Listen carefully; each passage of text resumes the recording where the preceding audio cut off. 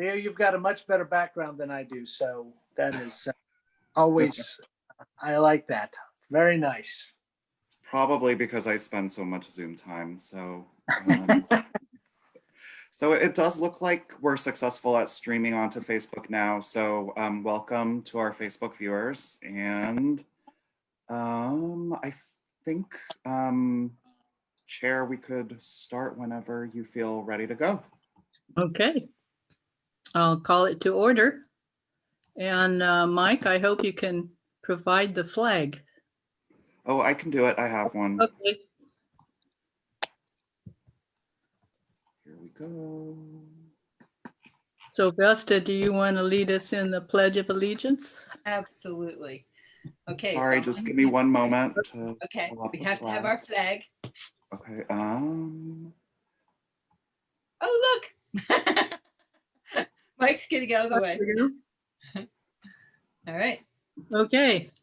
Okay. Everyone, I pledge allegiance Allegiance to the flag flag of the United United States of States America and to the and to the republic republic for which it for which it stands, stands, one one nation, nation, under under God, God, indivisible, indivisible, with with liberty liberty and and justice justice for all. Liberty and justice for all. all. Thank you. Okay. We're going to do approval of the agenda. And first of all, the PG&E representatives are here, Joe and Melinda, and we're going to put them first thing on the agenda as soon as we get this approved, because they are dealing with active PSPS over in the East County and need to get on with their business. So fortunately, they're willing to stick with us here. And the other issue is that we inadvertently admitted public comment, which will come after correspondence. So,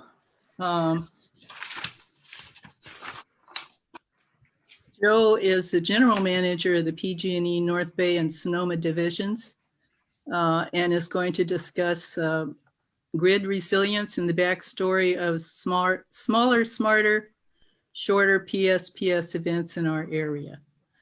And then we also have Melissa Rivera, who is the public affairs representative for Lake and Sonoma County. So I'll turn it over to you folks and looking forward to your presentation. Well, thank you very much, and thank you for having us today. And I appreciate the accommodation you guys have made with regard to our time. So really appreciate that. We've got some information we want to share with you. As you mentioned, my name is Joe Horak. I'm the senior manager here for the North Bay and Sonoma divisions, and joined with Melinda Rivera, who is our local public affairs representative, doing a great job here. As you mentioned, we are in the middle of what is probably our third PSPS event that is impacting Sonoma County. In this fire season, we had one that was right over the top of Labor Day. That was a significant one. We had a very small one a couple of weeks ago. Only 2 people in Sonoma County were impacted. That was up in Knights Valley. And of course, we have about 1,000 people out today, a sprinkling in Cloverdale, some in Geyserville, just a minor amount in Santa Rosa address, which is about 168 people. And then we also have some in Kenwood and along the mountains that run east of Sonoma. And so we're dealing with that today. I want to make sure, can everybody hear me okay? Yep. Okay, very good. I want to make sure it's volume enough. So what I want to do is just kind of run through a little bit of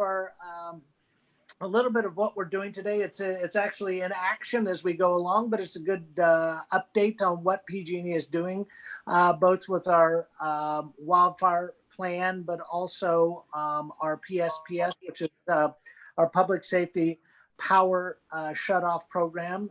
So we're going to run through a little bit of what that is tonight. But I also wanted to start out really quickly with just a little bit of safety. We start out every meeting at PG&E with just talking a little bit about safety, and we want to make sure that where you're at right now, that you're thinking about safety, you're thinking about ways in which you can exit your house, being safe in what you're doing and driving and things of that nature. So we always want to take a moment just to remind ourselves to be safe, and that what we're doing in this PSPS all has to do with safety for our customers and for our employees across the service territory. So we'll go into a few things right now. As you can see coming up on this, this is sort of a Sonoma County overview, which we've highlighted a couple of areas here. As you can see, the fire index areas that we talk about, there's 3 different tiers that we talk about. Tier 1 on this map, which is non-colored, it's sort of the color of the geography. The yellow is tier 2, which is elevated, and tier 3, which is extreme. As you can see, Guerneville is in the middle of that. And it is Guerneville and the West County and all the way out to the ocean is bisected by the Monterey Fulton 60 kV line that runs from the Fulton substation all the way out. And then there's 2 substations out within that area, Salmon Creek, which is a little bit south in the Bodega Bay area, and then the Monterey substation, which is in a little bit further inland, that serve this area out here. But if you look at it, according all of Sonoma County, this obviously West County is a high area. And then we look along the eastern border in the hills where we're doing some of those PSPSs today. The footprint, obviously, of the Kincaid fire. We also look in, you can see the footprint of the Walbridge fire in those high fire areas as well. So that's a good view of where we are in Sonoma County and what our county looks like from a fire threat area. We'll go on to our next slide there, Melinda.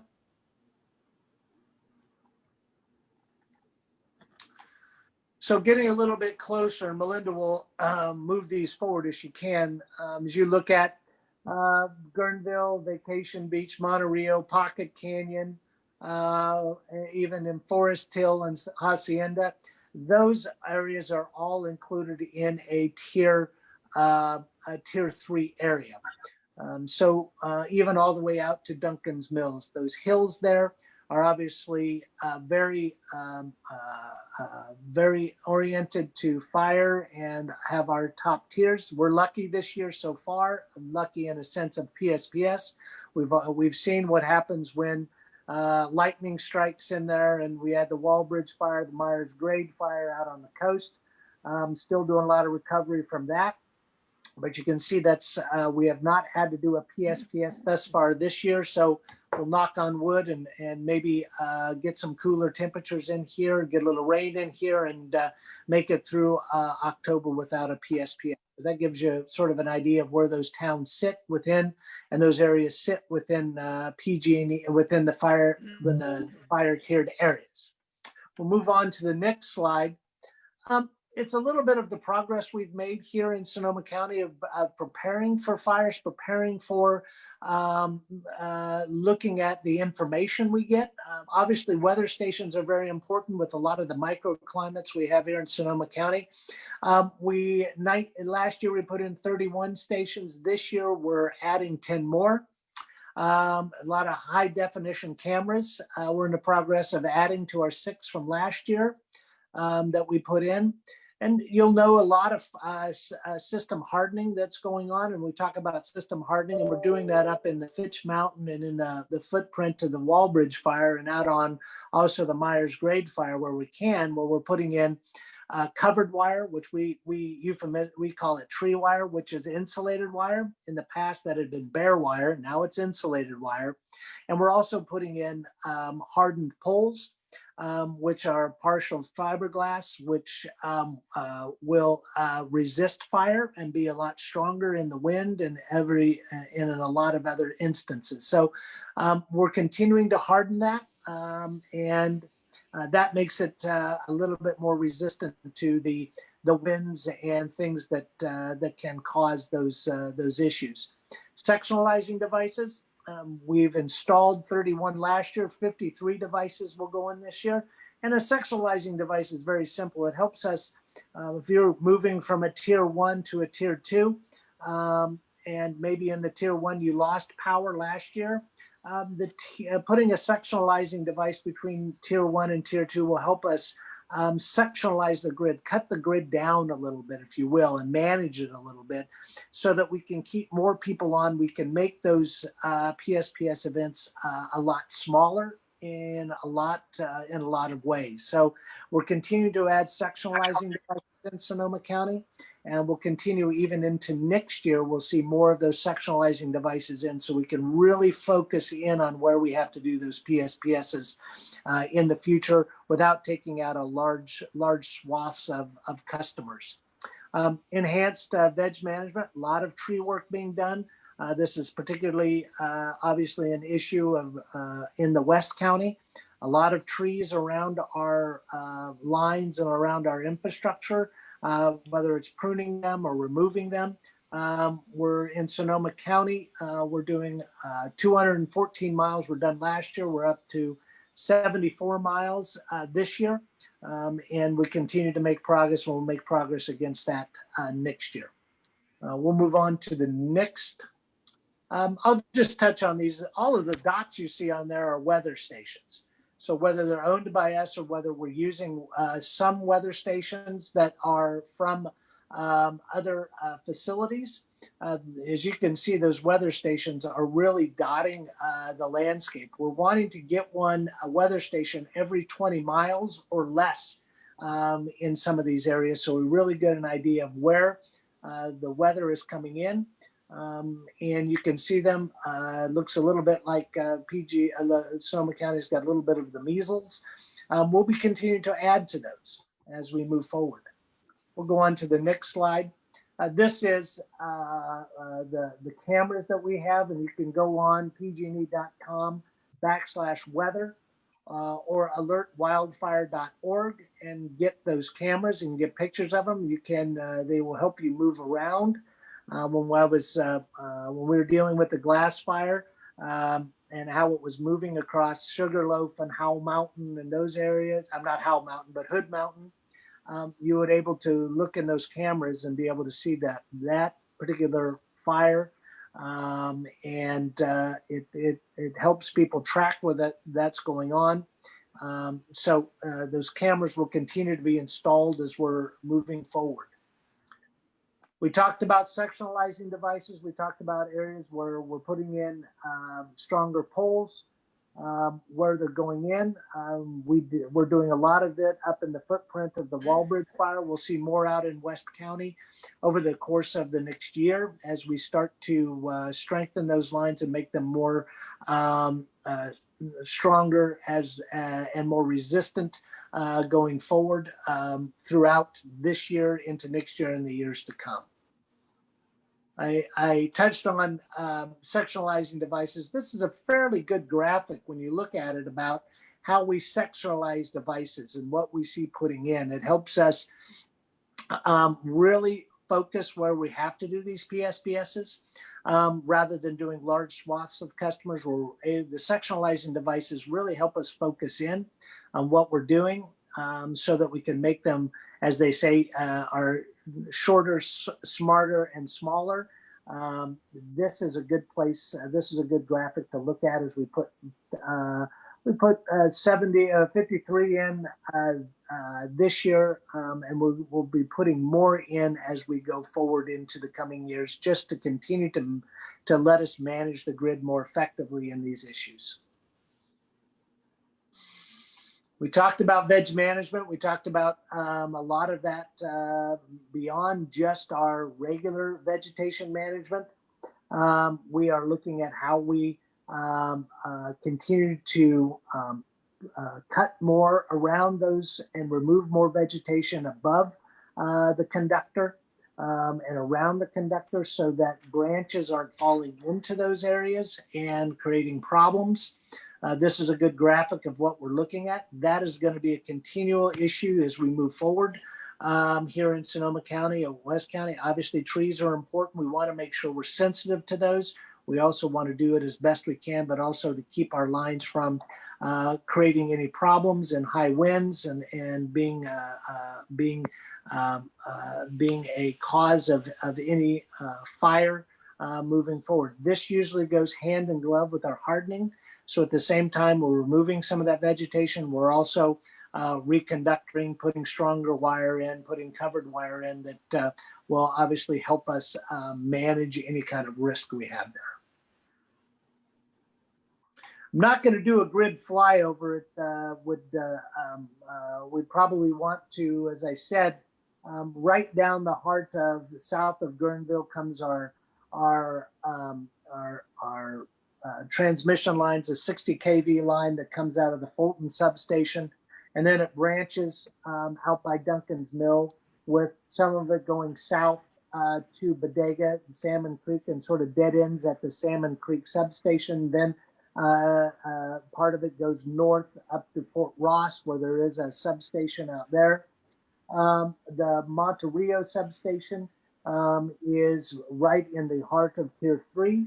And so you can see that line going out. So that's our significant infrastructure that heads out there. So as Melinda brought this up, what is a shutoff? What is a PSPS shutoff? I think we're all fairly familiar with that over the last year and into this year. When we get those conditions where we're going to have to shut those power off, and why that happens, we're all familiar with trying to mitigate vegetation and things falling into our lines and creating a hazardous condition. It sounds like a little bit of a marketing slogan: smaller, shorter, and smarter. Our goal is to, on a smaller size, is reduce the number of affected, the number of customers affected. We talked about sectionalizing devices. In some cases, in Calistoga and Angwin and areas, we put in some microgrids that helped us minimize the size of those. And our weather technologies, we get better. We're going to narrow where that extreme weather is and be able to manage through it. Shorter in length, we have helicopter fleets now. We've doubled the size of our helicopter fleets. We're even looking at utilizing infrared equipment on fixed wing aircraft so we can look at lines at night. And in the past, we've not been able to do that. And smarter for customers. As you guys remember, last year we had some real issues with our website. That's been fixed. We're improving our community notifications, making sure we're very targeted. I would encourage anybody who has not signed up and gotten their information onto our website, please do that. That will allow us to send you texts and alerts as PSPSs are being forecasted and up into the time in which we cut the power. So we've also working with our CBOs, particularly with folks with medical needs. And we've made it easier for eligible customers to join our medical baseline program. And we'll touch on that fairly quickly. And we've also expanded how we've made our emergency information. In the past, it had been in limited languages. Now we put it in 13 different languages. So we want to make sure that that communication is out there. The issues that we usually go through when we start looking at what weather could cause a PSPS, well, you can look out now. Really low humidity levels. The humidity out now and today has been really, really low. We look at forecasted winds. So we're seeing some winds that are being forecasted fairly high across Mount St. Helena and some of our tops of our mountains. So that's produced a red flag warning. The condition of dry material. We start looking at bushes and we start looking at ground. We start looking at all of that. If it's really dry, we take that into conditions. And then also on the ground, real observations. One of those does not make it happened. We had red flag warnings in June and did not have to do a PSPS. But you start adding these things together, and you're going to be in a position of adding to PSPS. And as you're seeing now, there's about 50,000 customers that are going through that today. These conditions we felt was appropriate for us to do a PSPS in those areas. So we talk about notifications, and that's an important element here. As we start going through these, we want to begin to start out in a couple of days before. When this event came up on today, which started last night, we started sending notifications out on Tuesday, just getting people ready. We get them a couple of days before, a day before, and just before power is being turned off. And then we're also sending out texts about when we expect the estimated time of recovery. So that makes it helpful for people to know, okay, is it going to be tomorrow at 6 o'clock at night, or is it going to be 2 in the afternoon? As we said, we're attempting to reach everybody through automated call, text, and emails. We'll also be using social media. We use news and radio outlets to keep them informed about what we're doing and when we're doing it. So what happens after, people are asking me, well, when are you going to restore this? Well, the first critical thing we need to know of is that the weather has passed, and we got a weather all clear. Everything's calm. The weather, the wind is down. Everything is looking good in that respect. We have crews that are positioned out in the field that will visually inspect all of the lines. We may do that by air. You may hear helicopters, and in some locations, especially out in the West County, there may not be roads that we can get to those some of those lines to. We have to hike in, but we have to take a look at all of those lines before we begin to re-energize. If there's damage, we got to fix it and isolate and fix it, and then we begin to restore power in those affected areas. And you'll also get a notification, especially if you're out of out of the area, you're going to get a power restored notice. That's why it's so important to have your notifications up and going. All right, we'll move forward with the next one. It's always important to know where to go. There's a few websites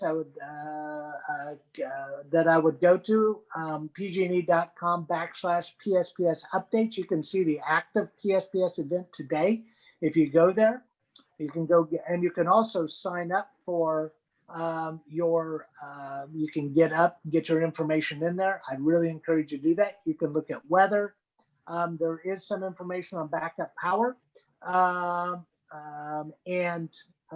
You can go with that.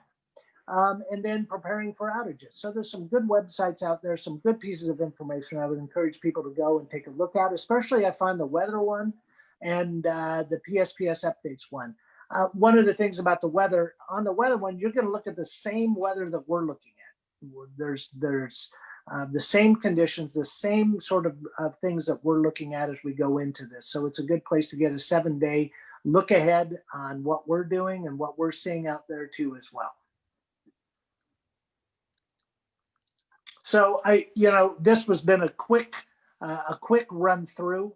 We appreciate your time, appreciate you guys listening to us, appreciate you guys getting prepared for this season, taking an interest in this. We want to make sure that not only is this meeting something that we present to, but it's a continuous conversation about the needs that you may have there out in the West County. If there's questions beyond this meeting, be happy to answer them. I know Melinda would be happy to answer them, that we can get you taken care of, answer anything. The worst thing you can do is not have the answer you're looking for. After we've gone through the Walbridge fire and things like that, a lot of questions, a lot of things that we're doing up in on Mill Creek, Palmer Creek, all the way up in those areas was very, we had a few Zoom meetings on that, but the more information we can provide, the better. We don't want anybody saying, I don't know. If you don't know, let us know and we'll definitely get an answer for you. Be happy to take any questions or anything we have up on the presentation and spend a few minutes visiting about some things. Thank you. So, excuse me, am I muted here? No. Can you hear me? I can hear you loud and clear. Okay. We'll start with the board. We actually have 15 minutes of their time. They need to leave by 6:15. So we'll start with the board and for questions. So I see Mike is up, so start it out. Thank you. And thank you, Joe, for your presentation. You answered a lot of questions that I had in the presentation, but I had a couple further questions that need a little clarification. Ratepayers at the end of the line are sorely aware of the fact that they are the first generally to lose service and the last to be restored due to a lack of redundancy in the PG&E circuitry. With those facts in mind, how many reclosers and sectionalizers have been added to the river circuit over the past 2 years in order to provide smaller, shorter, and smarter outages? Mike, I'm gonna have to find that out for you. I know if you start going down to Salmon Creek, that can get a dead end down there. And so I Right. think that's always a sensitive area down there because there's no backfeed going in there. But if you're coming in from Fort Ross and it comes down and kind of skirts the tier 3 there. So let us get back to you on that and figure out where we are with that so that can get you some information about what's happening down at Salmon Creek. I Great. also know that Salmon Creek was one of the places that we targeted for what we call our DGEM program Right. on that, so we could load some generators down there. So if we did lose that 60 kV that goes right through the heart of that tier 3, those two places aren't isolated. So you could feed down through Fort Ross from the north. But then if you start, there's no way to feed it from the south because it's sort of dead ended there at Salmon Creek. So that's why we concentrated on looking at, do we pull generators in there? Is that something that we can do? What are the options that we're looking at down there? So those are things that we've already taken a look at and prepared ourselves for. I don't have on that line moving north or even in the some of the distribution lines coming off there, but let's make a note of that and we can definitely get back to you with a little bit more information. And I can also, Mike, at some point send you a copy and that what it calls on Google or Earth on that can show you where those are sort of as a flyover too as well. But we'll notch that down. We'll get back to you on. Okay, and just one quick follow-up on that. We're all trying to learn a little bit more and more about this as we go along, and now we're finding out that intelligent sectionalizers and reclosers are almost identical from a cost basis. And it's my understanding that using recloser as a sectionalizer could provide PG&E with multiple benefits. And that would include product standardization, reduction in total risk, reduction in training requirements, and more versatility in applications. In fact, OSM reclosers can even be configured as to act as a recloser in one power flow direction and as a sectionalizer in the other. This is invaluable in a modern network with varied power flows and grading images. And I'm thinking specifically of the Cazadero area where your Monte Rio circuit dead ends just north of Cazadero, but the Fort Ross circuit drops down and there's a recloser at that point that separates the two circuits. So perhaps that would be an application for one of these intelligent sectionalizers.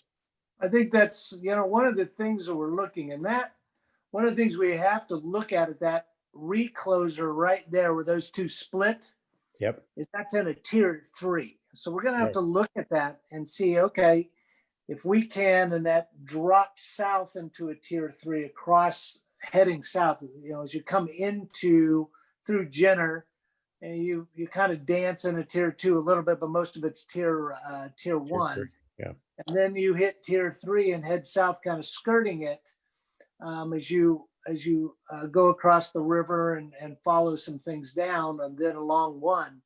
One of the things we have to look at is where can we effectively and safely put those closers in?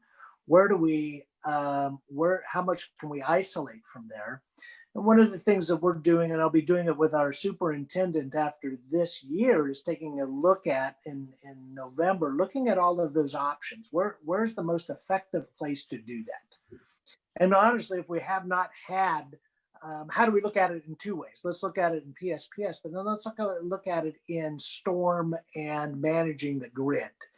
You know, Cazadero always gets, got washed out roads. It's a beautiful place to live, and but it can have its hazards out there.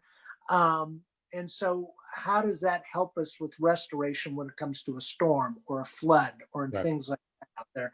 Then we also need to take a look at out there, not just in PSPS, but what's the infrastructure look at there and helping us manage that. So if someone's not if it's a rain or a flood and someone's not in those areas but are out of power because 5 spans down, there is a problem. How do we begin to sectionalize that? Where's our switches at? Where's things at? So the more options that we have and the more investment we can make in that, it's going to be better to do as we're moving forward. And thoughts that you just had, input that you had, is going to be valuable to us as we move forward. And I'd encourage you that perhaps we can talk after this or continue this conversation, look at it and say, this would be the best place to do that.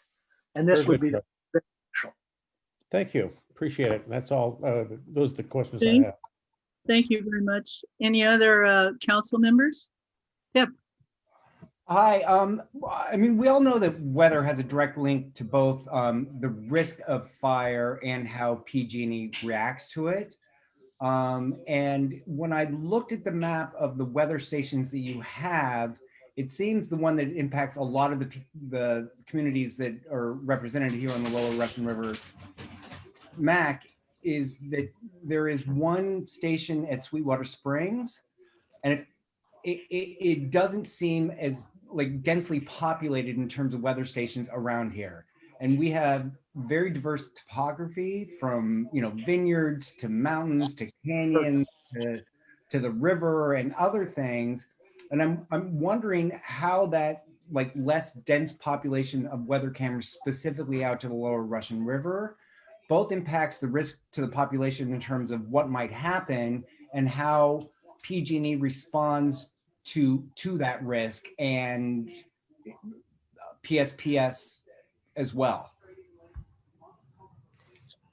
So we're continuing to look at it, and what I tell people, and especially folks in San Francisco, is that Sonoma County, and I cover Napa and Marin too, we are we have a clutch of microclimates. You can go from up on the top of Bullfrog Pond and get one weather, and then you go down to Sweetwater Springs, get different weather. You've got such variable weather out there. Is 20 miles between them the most accurate way for us to do that? That's something that we're constantly looking at. We're looking at how we put in more. Where's the most effective place to put in more? I will say this, that we are going to, when we look at where PSPSs are happening, when we look at where we put our investment, and over time where we put our investment, if there's been no large PSPSs or no PSPSs in the Lower Russian River, which we think would be great, then we look at it and go, okay, do I need to put more up on Mark West Springs Road up by Mountain House, or do I have to put them over on the top of outside of Sonoma? Where are we seeing those PSPSs? We have only done this PSPS. Last year was the first year, and I think everybody remembers that. This year, second year, we're learning more. Where are we seeing that critical area? Where are we seeing that weather that is impacting it? And so we're going to be using that too as well when we look at the overall investment of where we need to see all those. I certainly understand that that portion of the county and in that red area out there. We need to take a look at that and make sure that we have the right equipment at the right time, at the right pacing. Okay, I would accept one more council member, and then I'd like to give the public a chance. It's 6:08. We've got about 10 minutes left. Vesta. Yes. Can you hear me? Yes. Okay. Gas. The public safety power shutoffs usually talk about electricity. Mhm. During one of the evacuations, also the gas was shut off.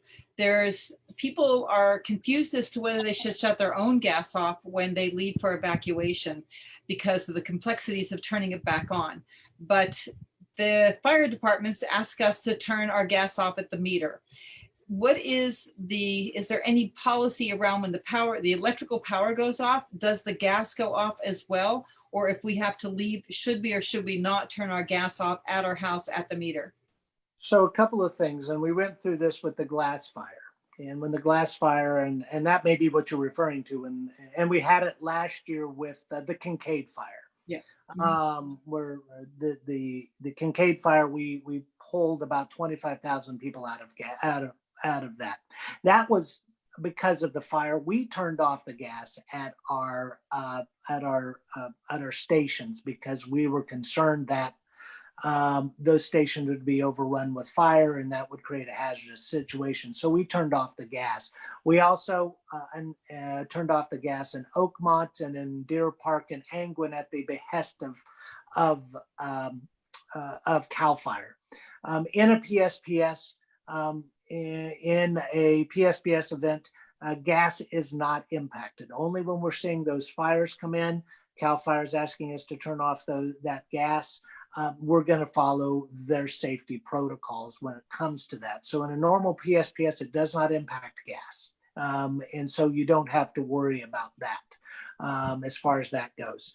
And then once we get to a repopulation, as we did in Oakmont and in other areas, we'll turn back on the power first, because if you're going through your house, you'll notice that your new water heaters, your new maybe it's an instant water heater, or your new heater has a automatic starter to it where you press the button and it goes da, da, da, da. That takes power to do. So before we went and we put gas, relit all of the gas into Oakmont, we had to make sure the power was on. But in a normal PSPS and a normal, like we're doing today over in Sonoma, does not impact the gas. Should no one in a PSPS, if the power goes out, it will not impact your gas. The only time that we're dealing with a gas issue is when there is obviously a fire. We didn't have to worry about it at Wallbridge fire. There was no gas services at Mill Creek, but there was in Healdsburg, and so we did watch that. And if the fire came down within close proximity of that gas infrastructure, we will turn off the gas at our main switches and then have a plan to go and relight those property owners. You don't have to worry about turning off the gas at your house. I would only say this in the gas, but if you smell gas in your house, should turn off the gas. It's more of an earthquake thing. But if you don't smell gas in that Mercaptan, you shouldn't have to turn that off. Okay, Hope thank that you. answered the question. Yes, thank you. Thank you. So let's go to the public, because we are very short in time because they need to get out of here. So any public questions, Leo? I don't see any. Let me look again. Oh, I do. Okay, so we've got two members of the public, John Uniacke, followed by David Rosen. John, I'm gonna go ahead and allow you to speak. Okay, a couple of questions for you. How many of your transmission towers are able to transmit wind information back to you?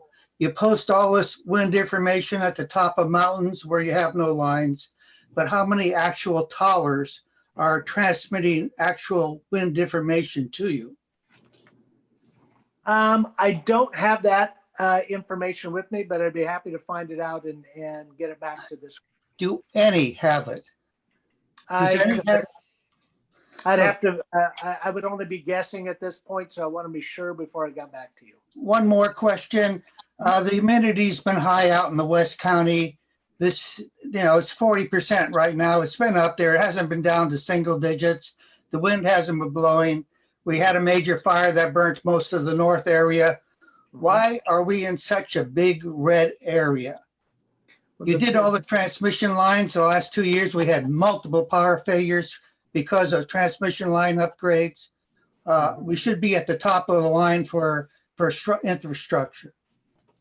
So the areas that you look at in the West County, the tier 3, tier 2, and tier 1, those are not designated by PG&E. Those are designated by the California Public Utilities Commission and CAL FIRE. They came in and they made those designated areas. We didn't have anything to do with that. So they're the ones who look at fire risk. They're the ones who look at infrastructure. They are the ones who look at other factors involved with that and make that decision on that. So when it comes to the map, the CPUC and CAL FIRE are the ones who control that and make whatever adjustments, changes. Great.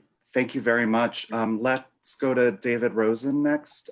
David, you should be able to unmute yourself at this time. All right. Can you hear me? We hear you. Okay. Certainly can, David. You can hear me, Joe? Yes, I can, David. Cool. I want to thank you for being so thorough. I want to follow up on what Pip was asking about the lower density of weather stations in our lower Russian River area, which is a pretty high impact area.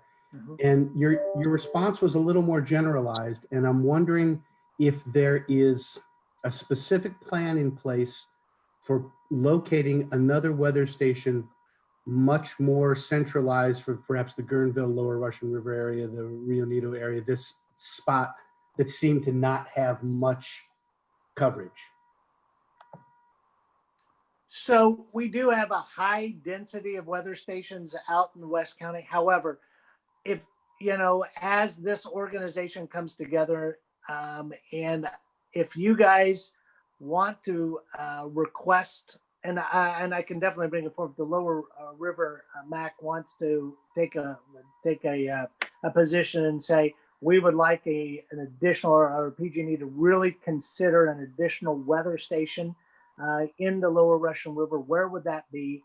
We'll definitely take it up in our side and say, okay, this is something that's been requested by the community out there. Where can we put one? And work with you guys to figure out if there's a way we could do that. I think we're open to it. We just want to make sure.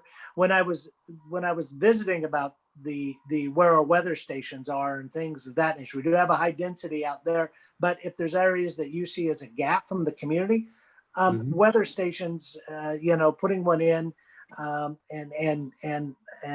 getting some community support to put that in, that I think I would be able to take that back to our folks and say, listen, they'd like another one here. Can we make it happen?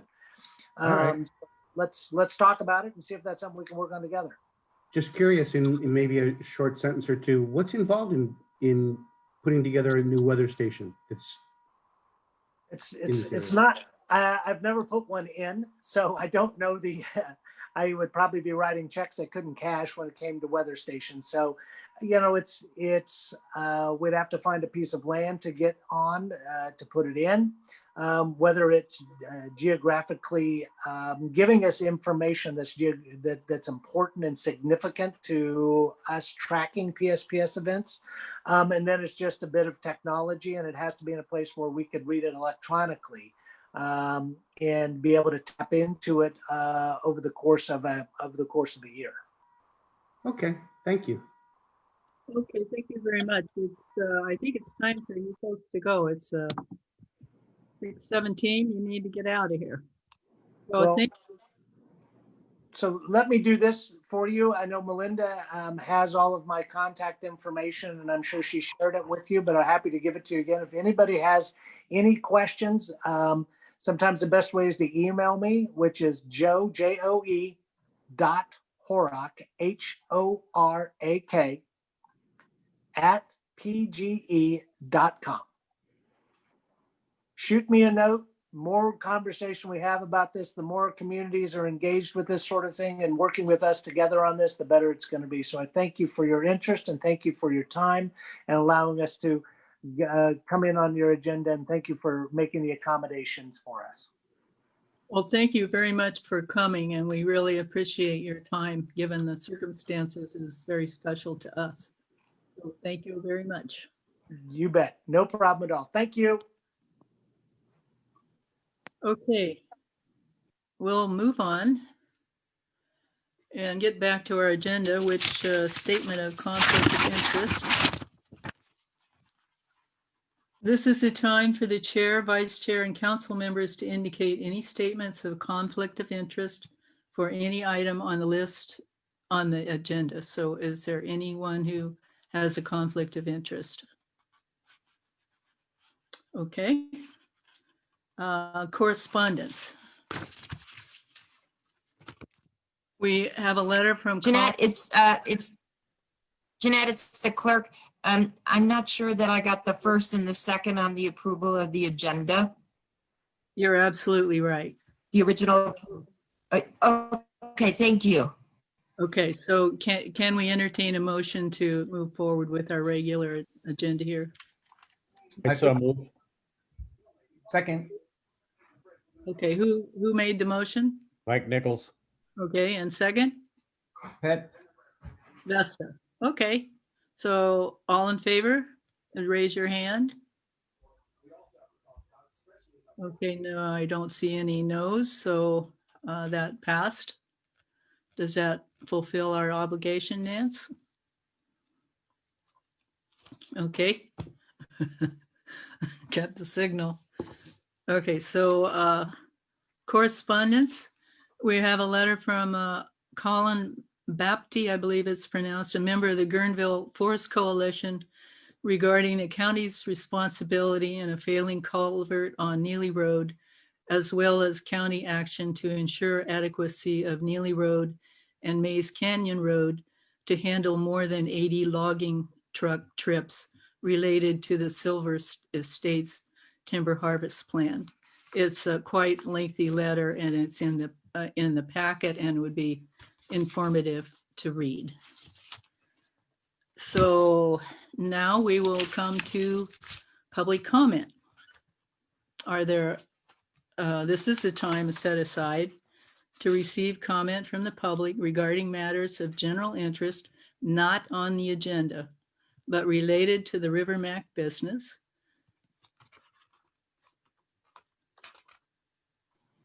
So currently, I don't see any hands raised. If you Okay. are an attendee who has a comment, please raise your hand. I think you can move forward. Okay. So we will move on to informational items. And the Consent first one, calendar. pardon? Consent calendar.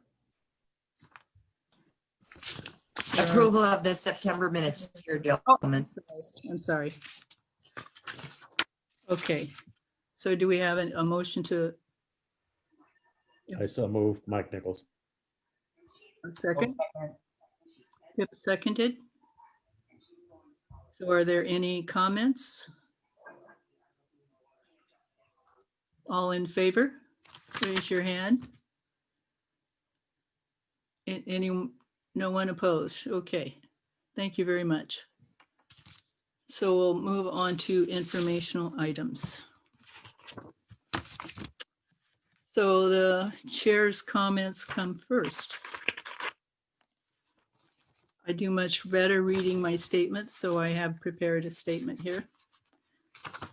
In a recent conversation with the first Lower Russian River MAC chair, Mike Nichols, we reviewed these first two formative years. This is what he said. Seems we are whipsawed due to major issues, i.e. flooding, fires, evacuations, smoke, landslides, PS events, all gobbling up time to address and discuss, and detracting from our underlying mission. We are whipsawed, he said.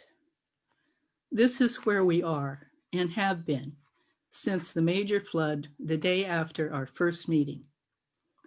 The mission of the MAC is advisory to the Board of Supervisors on matters related to the Lower Russian River, to be a bridge between the community and the Board of Supervisors for a more complete representative point of view. At this point, the chair will advance the beginning of open conversation about the most prominent issues of our normal underlying mission: tourism, housing, roads, and floods. After much thought on how to approach these issues, the chair is proposing beginning discussions based on the idea and framework of a strategic plan. This will elevate the conversation beyond those of individuals or pockets of community problems and focus on clearly identifying all sides of the issues and how to solve these problems. A framework, not a list. This approach will also begin to define who we are and where we want to be. Hopefully, this will promote thorough presentation of the issues and, as a community, come to unified conclusions and solutions. Historically, in 2009, ROC developed a river strategic plan which was retired. In April of 2017, the County Administrator's Office presented the Sonoma County Strategic Priorities document, which is currently being developed and will include a river-specific plan. So for starters, Permit Sonoma has committed to present and discuss the question of a Russian River specific plan at our December meeting. This gives the community time to research and clearly identify problems and prepare to provide solutions from the view of moving forward. I urge you to contact your MAP representative for any comments or questions or assistance you may need. So let's see what we can do as a unified community. So Supervisor Hopkins, is there any information that you wish to add to this comment at this time? Nope, I do have a report under the supervisor and staff report, but not to follow up on yours. Okay. Does anyone have any comments, brief comments about the statement? Otherwise, we'll just roll right on into Linda's report. Vesta, my video went crazy again. Can I ask about the specific plans that already exist for the communities of Forestville, Guerneville, and if I believe I am correct, Duncan's Mills? Do those specific plans play into the Russian River specific plan? I do not have that answer. I'm basically hoping that Permit Sonoma, when they come in December, will be able to tell us all that information. Okay. These two plans that I have mentioned are available they're available on the internet, that you can go over those. Which two plans? The Russian River ROC one that was just retired, and this new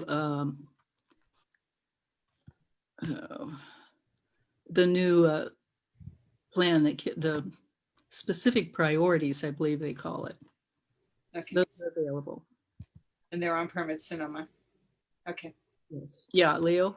Jeanette, if I may, I'm just looking at some of our correspondence with Jane Riley at Permit Sonoma, and just again, it's still very preliminary, but it sounds like they have not specifically scoped out what would be in the area plan, and they would want community outreach to be part of that. So I think that if there's particular areas of focus that you as a advisory body require, you can share that with them when they come next meeting. She also did flag that two general plan elements that are moving ahead of the balance of the general plan involve the housing element and the environmental justice element, which I understand are both due by the end of 2022. And so those are areas where she knows that Permit Sonoma would really value and welcome feedback in those areas. So they're just in the very, very initial stages, but I think that you're kind of pulling them in at the right time to try to direct them so that they have the time to look at the things you think are most important. Yeah. Thank you. Vesta? Leo, do you know where to find the specific plans that already exist? Like the Forestville one, I believe was 1989. And then the Guerneville one was sometime in the early 2000s. And I think the Duncan's Mills one came after that. Is there a place we can find these specific plans so we can refer to them? They should be available on Permit Sonoma's website, but I didn't check for them ahead of time. And I know that they're constantly in a digitization process, but that's the first place I would look. And if we find them, we can also forward them to the group. Okay, thanks. Okay, thank you. So Linda, or excuse me, Supervisor Hopkins, we're ready to hear your report. Thank you very much, Chairwoman Dillman. And I just want to say thank you so much for your leadership. I think that it is such a great opportunity to take a step back and look at the big picture, and that your words of, whipsaw, that just has been our life for the last 2 years. And so it's always important to take that pause and think about where we want to be going, because otherwise we'll just be buffeted by disasters and never get to see that big picture. So speaking of buffeted, I have a few quick items to run through. Number one, I did want to provide a report out on fire safety as it pertains in particular to the Monterey area. I do know that there have been concerns elsewhere in the community as well, including, so the focus has been Bohemian Highway, but also I've heard about Moscow Road, some concerns along Pocket Canyon as well.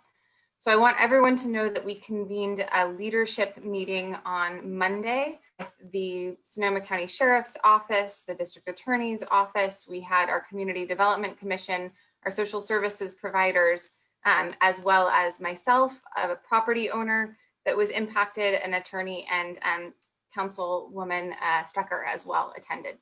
And so what came out of that meeting, and also Chief Baxman and the chair of the Monterey Fire District Board, Dan Fine.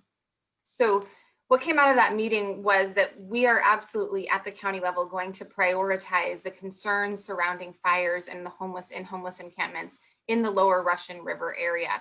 And we are going to coordinate between law enforcement and service providing agencies in order to extend services to those who are living in encampments, but also conduct enforcement operations because of the grave threat to public safety posed by, campfires out in the woods in the middle of a red flag warning. Additionally, one of the places that one of the fires started, which was previously owned by the Tor family, just as of last Friday, transferred into the ownership of Regional Parks. So it is now county-owned property. For the duration of this red flag warning, we have had additional parks rangers actually patrolling that property to ensure that there were no encampments on the property that could pose a fire risk. So happy to take any questions on that, but I might just run through my list and then open it up to questions at the end if that's okay. So item number 2 is just, first of all, I want to start off by saying thank you all so much for your service on the Municipal Advisory Council, and the fact that it has certainly been probably a more exciting ride than any of us had hoped or foreseen. We've been through floods, fires, power shutoffs, and you all have played just a critical role as a liaison to your community between the Board of Supervisors and also particularly in times of disaster. We are getting ready for the nomination process. It is currently open. So it's open now through Halloween, October 31st, and we will be setting up candidate forums and votings in November and early December so that new council members can be seated in January of 2021, or of course, existing council members who are re-elected. So we put out the call for candidates on the Lower Russian River MAC page, and I'm sure that Elise is available if you have any additional questions about that process, because she is running point on that. Also wanted to update you on the flood mitigation grant awards, which you all played a crucial role in developing the framework and the parameters for. That was announced at the last meeting, and it will be voted on by the full Board of Supervisors next week, which is very exciting. We were threatened that it would be put off until November, and we said, no, we need to get this money out into the community. So hopefully that will be finalized and we can get that money out the door shortly after next week. Finally, I wanted to extend an additional thank you to the Lower Russian River MAC Vacation Rental Ad Hoc for the excellent work that they did. We did share that information with the entire Board of Supervisors, and I want you to know that Permit Sonoma will also be returning to the MAC as we discuss the policy development for vacation rentals going forward. We did at that meeting vote to extend the county-wide cap on vacation rentals, but there was not majority board support for it to extend that very long. And so we just extended it through December with the goal of actually shrinking the area that will be incorporated into that vacation rental cap just to the areas that are most impacted. So we are looking at the areas that are most impacted in the Lower Russian River, as well as in East County, And that cap will then extend longer. So we're shrinking the countywide cap, but we'll have a cap on those critically impacted areas in order for us to develop more thoughtful policy surrounding over-concentration of vacation rentals. And the work that you all did, especially around the survey results, was really, really informative and provided me with a lot of what I needed to say to folks. Not everyone hears from West County people all the time like we do in our office. And so there was a lot of consternation from my colleagues of, well, is it really a big deal? We don't really hear about vacation rentals. And I said, well, let me tell you the survey results. Let me explain to you how 80% of folks felt that they were either quote enough or too many vacation rentals in their neighborhood. And so providing those statistics from that sample was really, really helpful. And of course, also acknowledging the economic driver and force that visitors play in the Lower Russian River. So as you all know in your conversation last meeting, it's a delicate balance, and I look forward to engaging you on the policy development side along with Permit Sonoma at future meetings. Finally, one last thing I wanted to mention, I am guessing that you are aware, but there are ongoing conversations going on in the West County High School District regarding consolidation of campuses. And this is obviously not under my purview, but this has huge ramifications, not only for our families who, whose children attend these schools, but also for land use, particularly in the community of Forestville, looking at that 40 acres right in the center of town. If that becomes either a, expanded campus with more students, or if it ceases to exist, those things have huge ramifications for the community of Forestville. So my only last thought was just, you might consider inviting, Superintendent Beal and a couple of representatives from the high school district board to a future meeting to discuss that, because I have to say, I've heard that the outreach has not been that great. There are a lot of folks that are not even really aware that this is a topic of conversation, and it's happening right in the midst of the pandemic and fire season, and and the holidays are right around the corner. So I think that the word is not getting out the way that it should. And I think that the liaison role that you play and the leadership role you play in your communities would be really critical in helping to inform your constituents about what's going on and to invite their participation into the process. And given your role, in supporting and addressing Lower Russian River wide concerns, this certainly strikes me as one that you might want to engage in, even though it's not directly county business. So with that, I would return it to you, Chairwoman, and happy to answer any questions, or I don't know if Elise wanted to make additional comments before I did that, but it's up to you. Elise? I'm good, thank you. Okay, so we'll open it up to the council members first for questions. Claudia? Supervisor Hopkins, for that decision, do you know exactly when that's going to be made? I do not. I understood that they actually discussed it at their meeting yesterday as well, which I was not aware of. I'd been informed about last week's meeting. And then they're holding a couple of virtual town halls for the community going forward. So to me, it looked like, if I recall correctly, the timeline was, a month and a half or something to that effect. But this is a huge decision for West County. So to me, if there's any opportunity to, even if we need to hold a special MAC meeting, I just would think it might be something that you want to consider. Thank you. And Vesta? Where is the source of information? Because the only information I've had is on Nextdoor and someone sending me an email, but I have no one sent out anything. Like you say, the communication is really small. And if we do, this is extremely huge, because it is the entire Lower River area where everybody goes to these high schools. And that's a huge campus at El Molino, and the building in downtown Sebastopol is very old, and all the structures at the El Molino High School have been upgraded with the brand new buildings and all the rest of it. So a lot of people have said, well, where do they want to go? Do they want to go to Forestville instead of Annalee, which would kind of sort of make sense in essence? But there's no answers to those questions, and there's no indication of public participation in the process. So how do we find out about how to participate in this process and be part of it? Nichols So here. literally the only information, oh, go ahead, Mike, sorry, Councilmember Nichols, do you have an answer? Hopefully I do. Sonoma West Times has had 2 articles in the last couple of days on their online edition explaining in detail the various options that the board is looking at and various considerations that they're weighing. some as less as, the least amount is a $200,000 cost impact of the district, and the most expensive is $190 million to the district. So somehow, somewhere in between is going to be a solution. The question is, what is the solution going to be? So how do we participate in that decision-making process?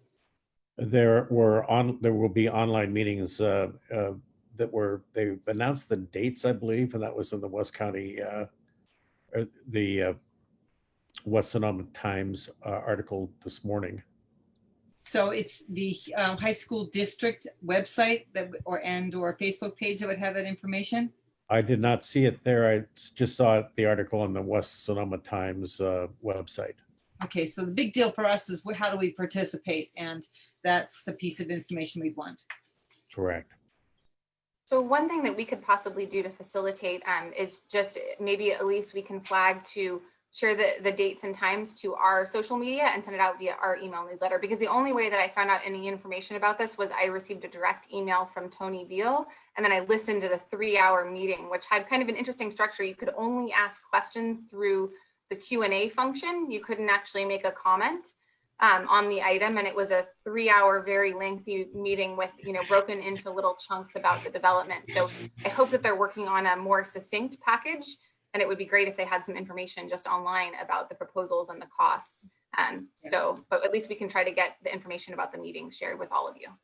Yeah, we can certainly increase the communications around it, but I also think that we've got a Forestville Town Hall that's been that's been rescheduled 2 times already, but it is scheduled now for the end of October, and perhaps we can ask one of the presenters on that to come and talk about it at the Forestville Town Hall as well. Lucy? Yeah, my question is, and thanks Elise for rescheduling that town hall, because our articles are due for the Gazette, the Forestville articles. Well, all articles are due for the Gazette. So I can certainly go to Sonoma West Times and get the details there to be able to let people know. But the date on the, and then I can put the town hall. No, it's too late. If it's end of October, this is November's. So, Elise, when's the town hall scheduled? You said end of October? I'm remembering it right. We've put it to October 21st. Is that correct, Jason? 21st. At 5:30 again? Yeah, we like Yes, to stick to that that's time so that nobody has to look up the time every time we have a meeting. Yeah, I can't put it in the Gazette, the town hall and Gazette, but okay, thank you for that information. It's important. Okay, I don't see any other hands up, so let's go to the public. Got any questions, Leo? this time there's no hands raised. Members of the public, please raise your hand in the Zoom function. Or if you're the caller, you can press *9. Still no hands. Okay. So thank you very much. Any more, Linda? No, thank you so much. Okay, thank you. So we will go on to the presentation from Fire Safe Council. And Roberta McIntyre, who is the president of Fire Safe Sonoma, is here. And she has had over 35 years of fire service experience and served as a Sonoma County Fire Marshal for 7 years. Although we're very hardened and knowledgeable of fire prevention, there is much more work to do to perfect personal and community protection. So Roberta, the floor is yours. Yeah, well, thank you guys for carving out time for me to speak with you this evening. I know it's getting a little bit late. And from my understanding, you wanted to talk about creating a local fire safe council. Is that correct? We were interested in you encouraging us and telling us how we can go about it. And hopefully we can promote this in the community and get one going. Yeah, so I have a presentation that I did recently. Well, I've created a PowerPoint presentation on how to begin a fire safe council, local fire safe council. And we did that via webinar recently. I have a recording of that. But if you would like, time permitting, I'm not sure how much time you have carved out for me, but I could probably run through that in about 30 minutes or so. If I do like a Reader's Digest version of the presentation and blast through it real quick, I'm not sure which would work best for you. Regardless, what I'm going to do right now is I will put a couple links in the chat to both the presentation that we created, as well as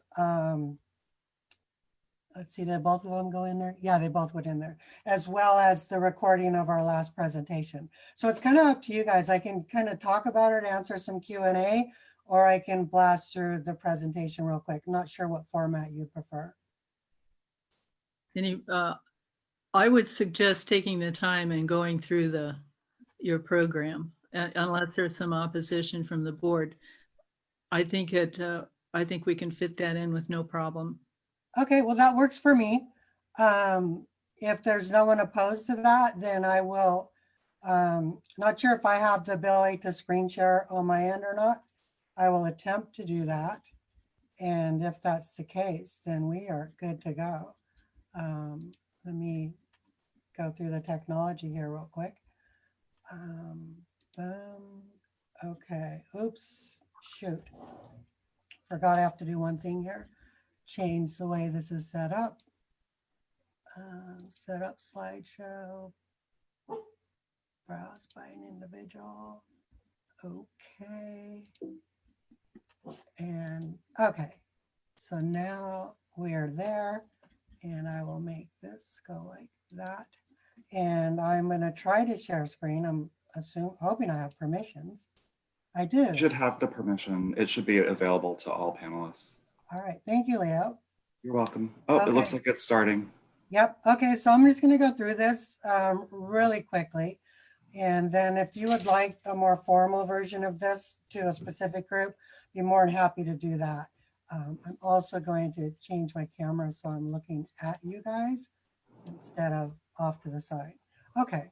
So this presentation was created with funding from the California Fire Safe Council. And I'm presenting today. Once again, it was the California Fire Safe Council helped cover the cost of the work that went into this presentation and the delivery to the Sonoma area as well as West County earlier. So you want to do what? You want to form a local fire safe council. Fire safe councils are grassroots community groups with the specific goal of providing education and outreach relative to wildland fire safety. And a local council is set up to do that for a specific geography, specific areas. And the three primary functions of a fire safe council are to, one, as I mentioned, provide education and outreach relative to wildland fire safety. And two, to craft a local community wildfire protection plan, which should fold into the countywide plan as the county evolves, updating the countywide CWPP, Community Wildfire Protection Plan. And then the third is to manage fuels reduction, education projects, things like that. So the step-by-step is typically you form a fire safe council, you craft your CWPP, and the CWPP serves as your strategic plan for the organization. And within the body of the strategic plan, you identify projects, things that you need to do within your geography to reduce the risk of wildfire. So to get one going, you really need at least a couple, 2, 3 local champions that are passionate and charismatic and really excited to get this thing going. Folks who can get your other folks in your community on board. And those folks really need to be committed and have some longevity with the organization to really provide the excitement and the inspiration to move forward. And the way that works out, usually appoint a facilitator for your first meeting. You invite a lot of different people to the meeting. Well, actually, your first meeting is to form the core team. So you get 2 or 3 champions, and then you get a few more folks involved, and you create basically your board, I guess, initially is probably how that would evolve. And then that group starts to collect the contacts of the people within the community so that you can reach out to the folks and invite them to get involved and participate. My experience has been that in addition to finding the champions and getting folks inspired, the second big lift is getting folks contacts so you can message them and invite them. You know, email lists are great. Also posting flyers at, you know, the community market, in the newspaper, things like that, saying, hey, we want to form a local fire safe council. We're having a meeting, come on down, kind of a thing. So one thing to be aware of with groups, and you guys have a group, so I'm not going to spend a lot of time talking about groups, but group dynamics, there's phases. You probably have all heard of forming, storming, norming, performing, and then adjourning. So when you form a group, the first part is getting to know the characters in the drama.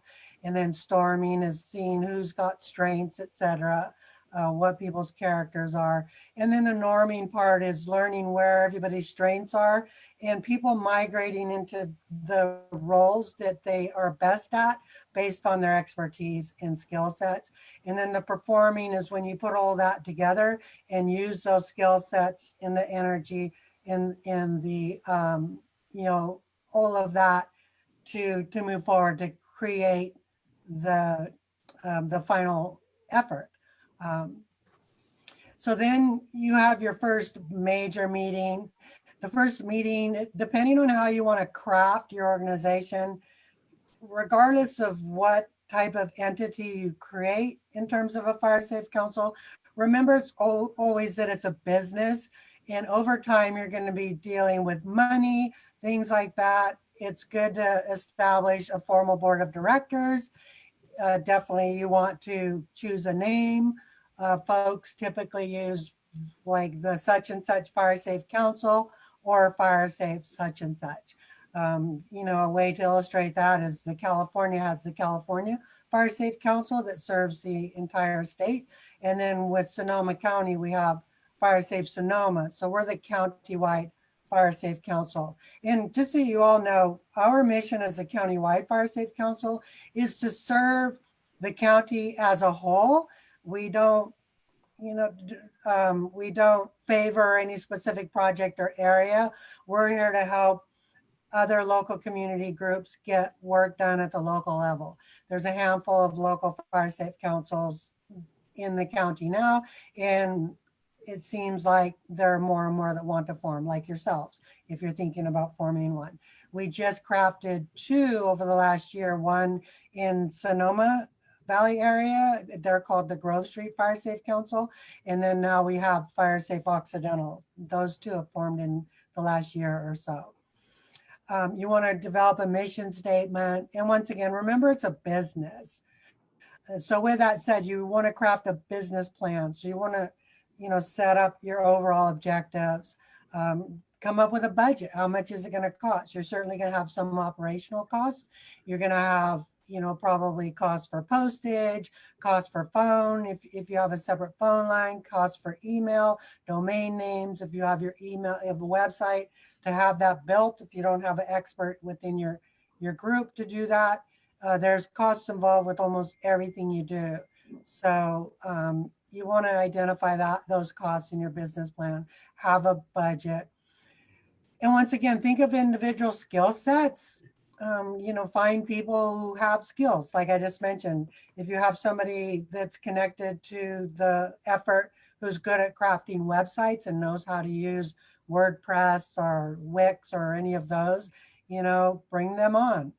The other thing I want to mention too is as you're moving forward from day one, I think it's very important to start keeping track of those hours that you're putting towards things. That's going to do 2 things for you. That's going to give you an idea down the road of how long things take. Things always take longer than you think. The other thing is you'll get a sense for matched hours in value. You can assign a value, a dollar value to that effort, to those volunteer hours. And those hours can sometimes be used moving forward, particularly if a grant. Just get in the habit of that. Definitely, if you apply for grant funding, most grants want to see some match.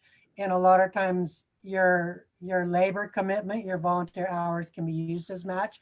So if you're already in the habit of measuring those hours and tracking those hours, you're way ahead of the game. And people have that habit. You don't have to ask people for that down the road.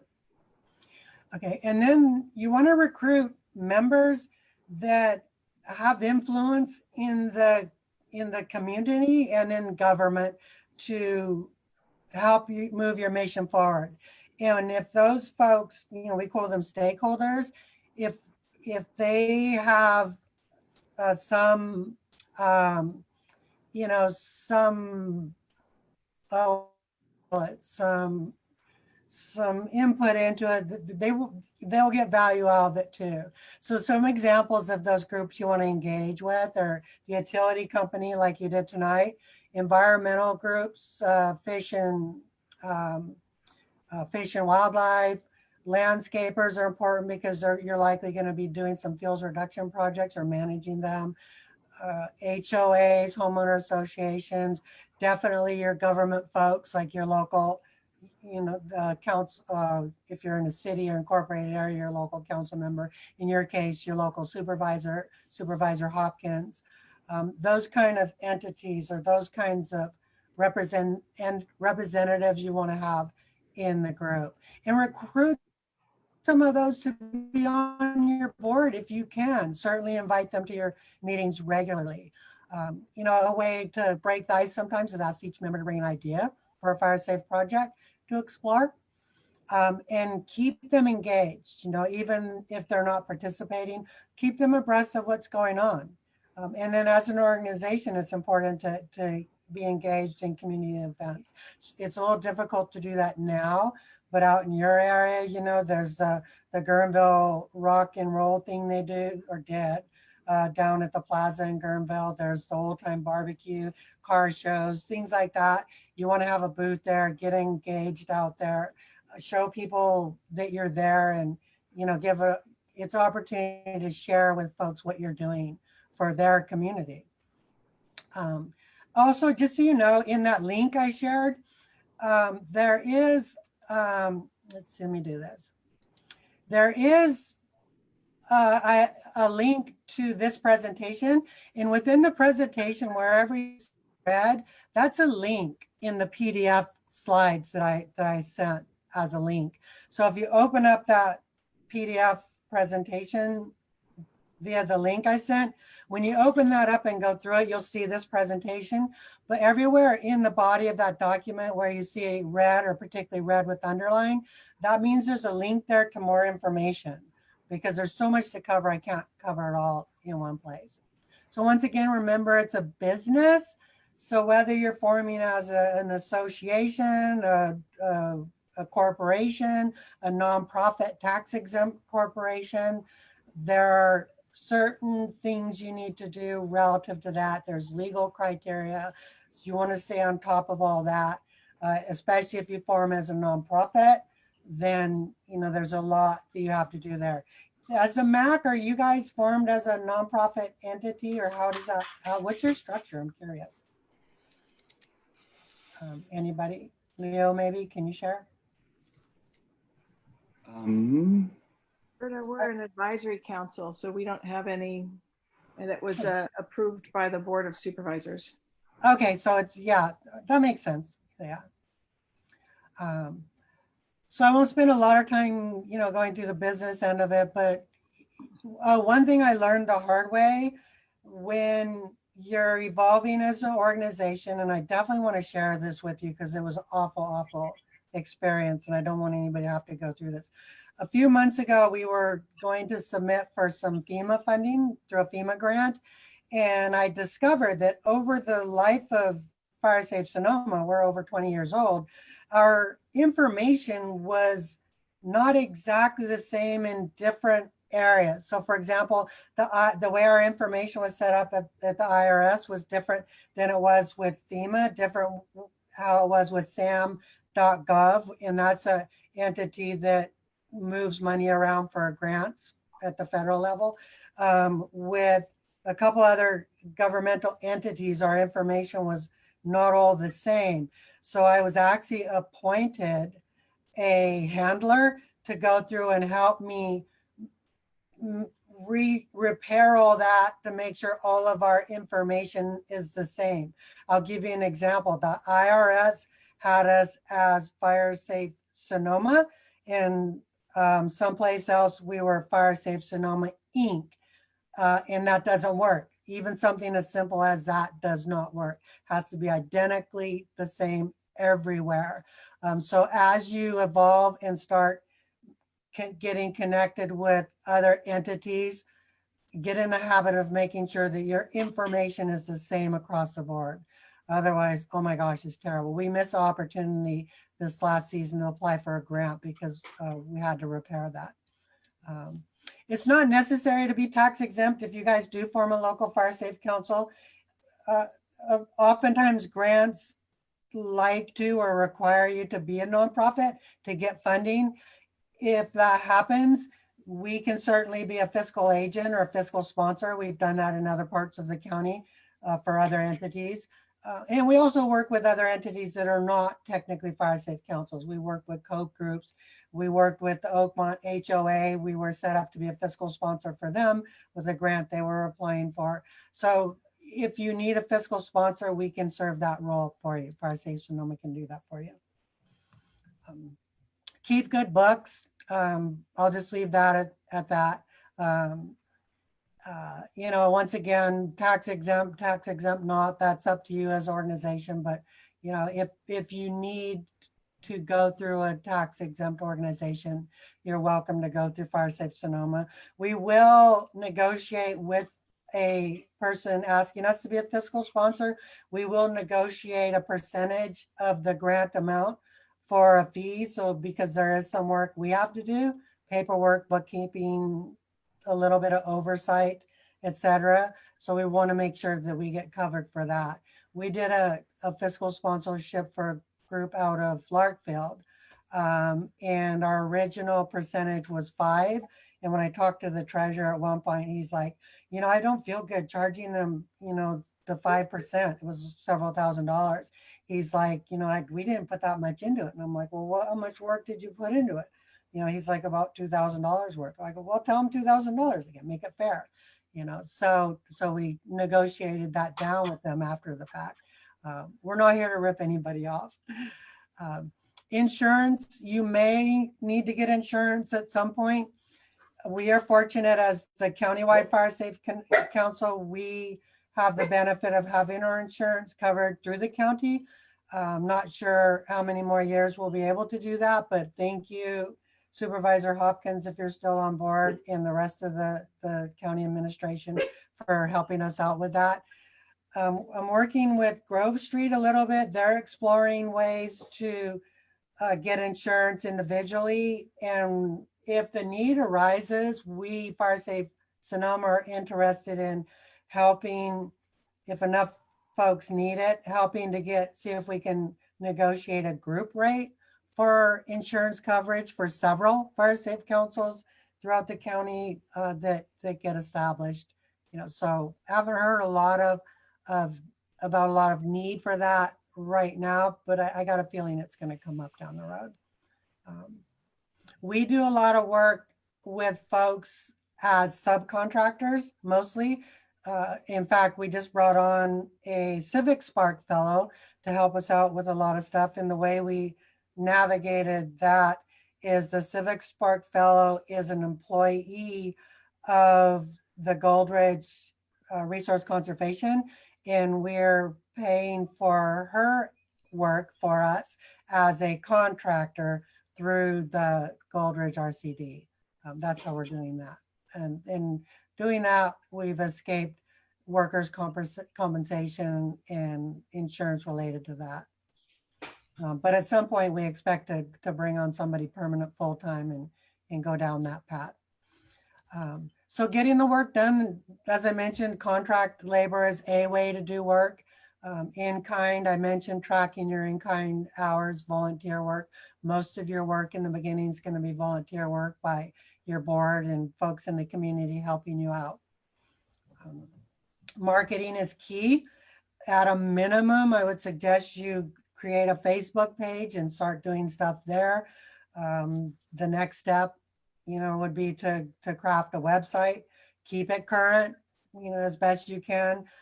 Get out in the community, be seen, be heard, talk to your newspapers, do articles, connect with the media. I have a mailing list of media, and whenever we craft something particularly relevant and important, in addition to putting it on Facebook and our website, I'll email it through our constant contact account to the email group or to the media group we have. And oftentimes they'll pick it up.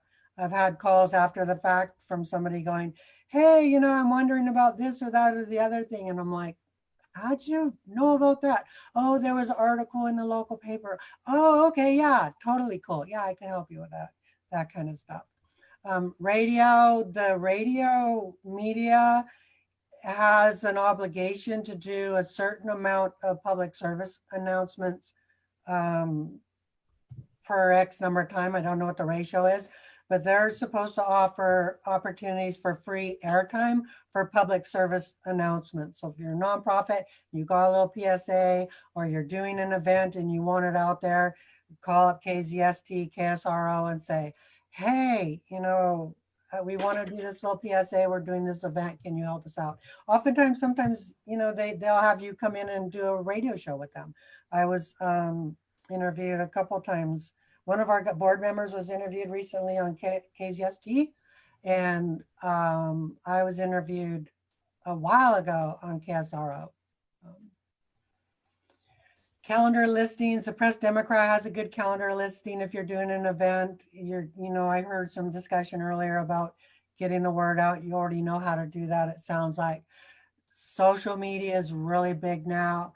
With our Civic Spark Fellow, she has been tasked with doing our social media now. So with her on board, she's staying current with our Facebook. She started a Twitter account for us, staying current with that. I've discovered, I'll save you guys some work. I've discovered for the kind of work we do and the demographic we're trying to reach, we've researched that, and you want to have 3 forms of social media, probably no more, it gets too crazy.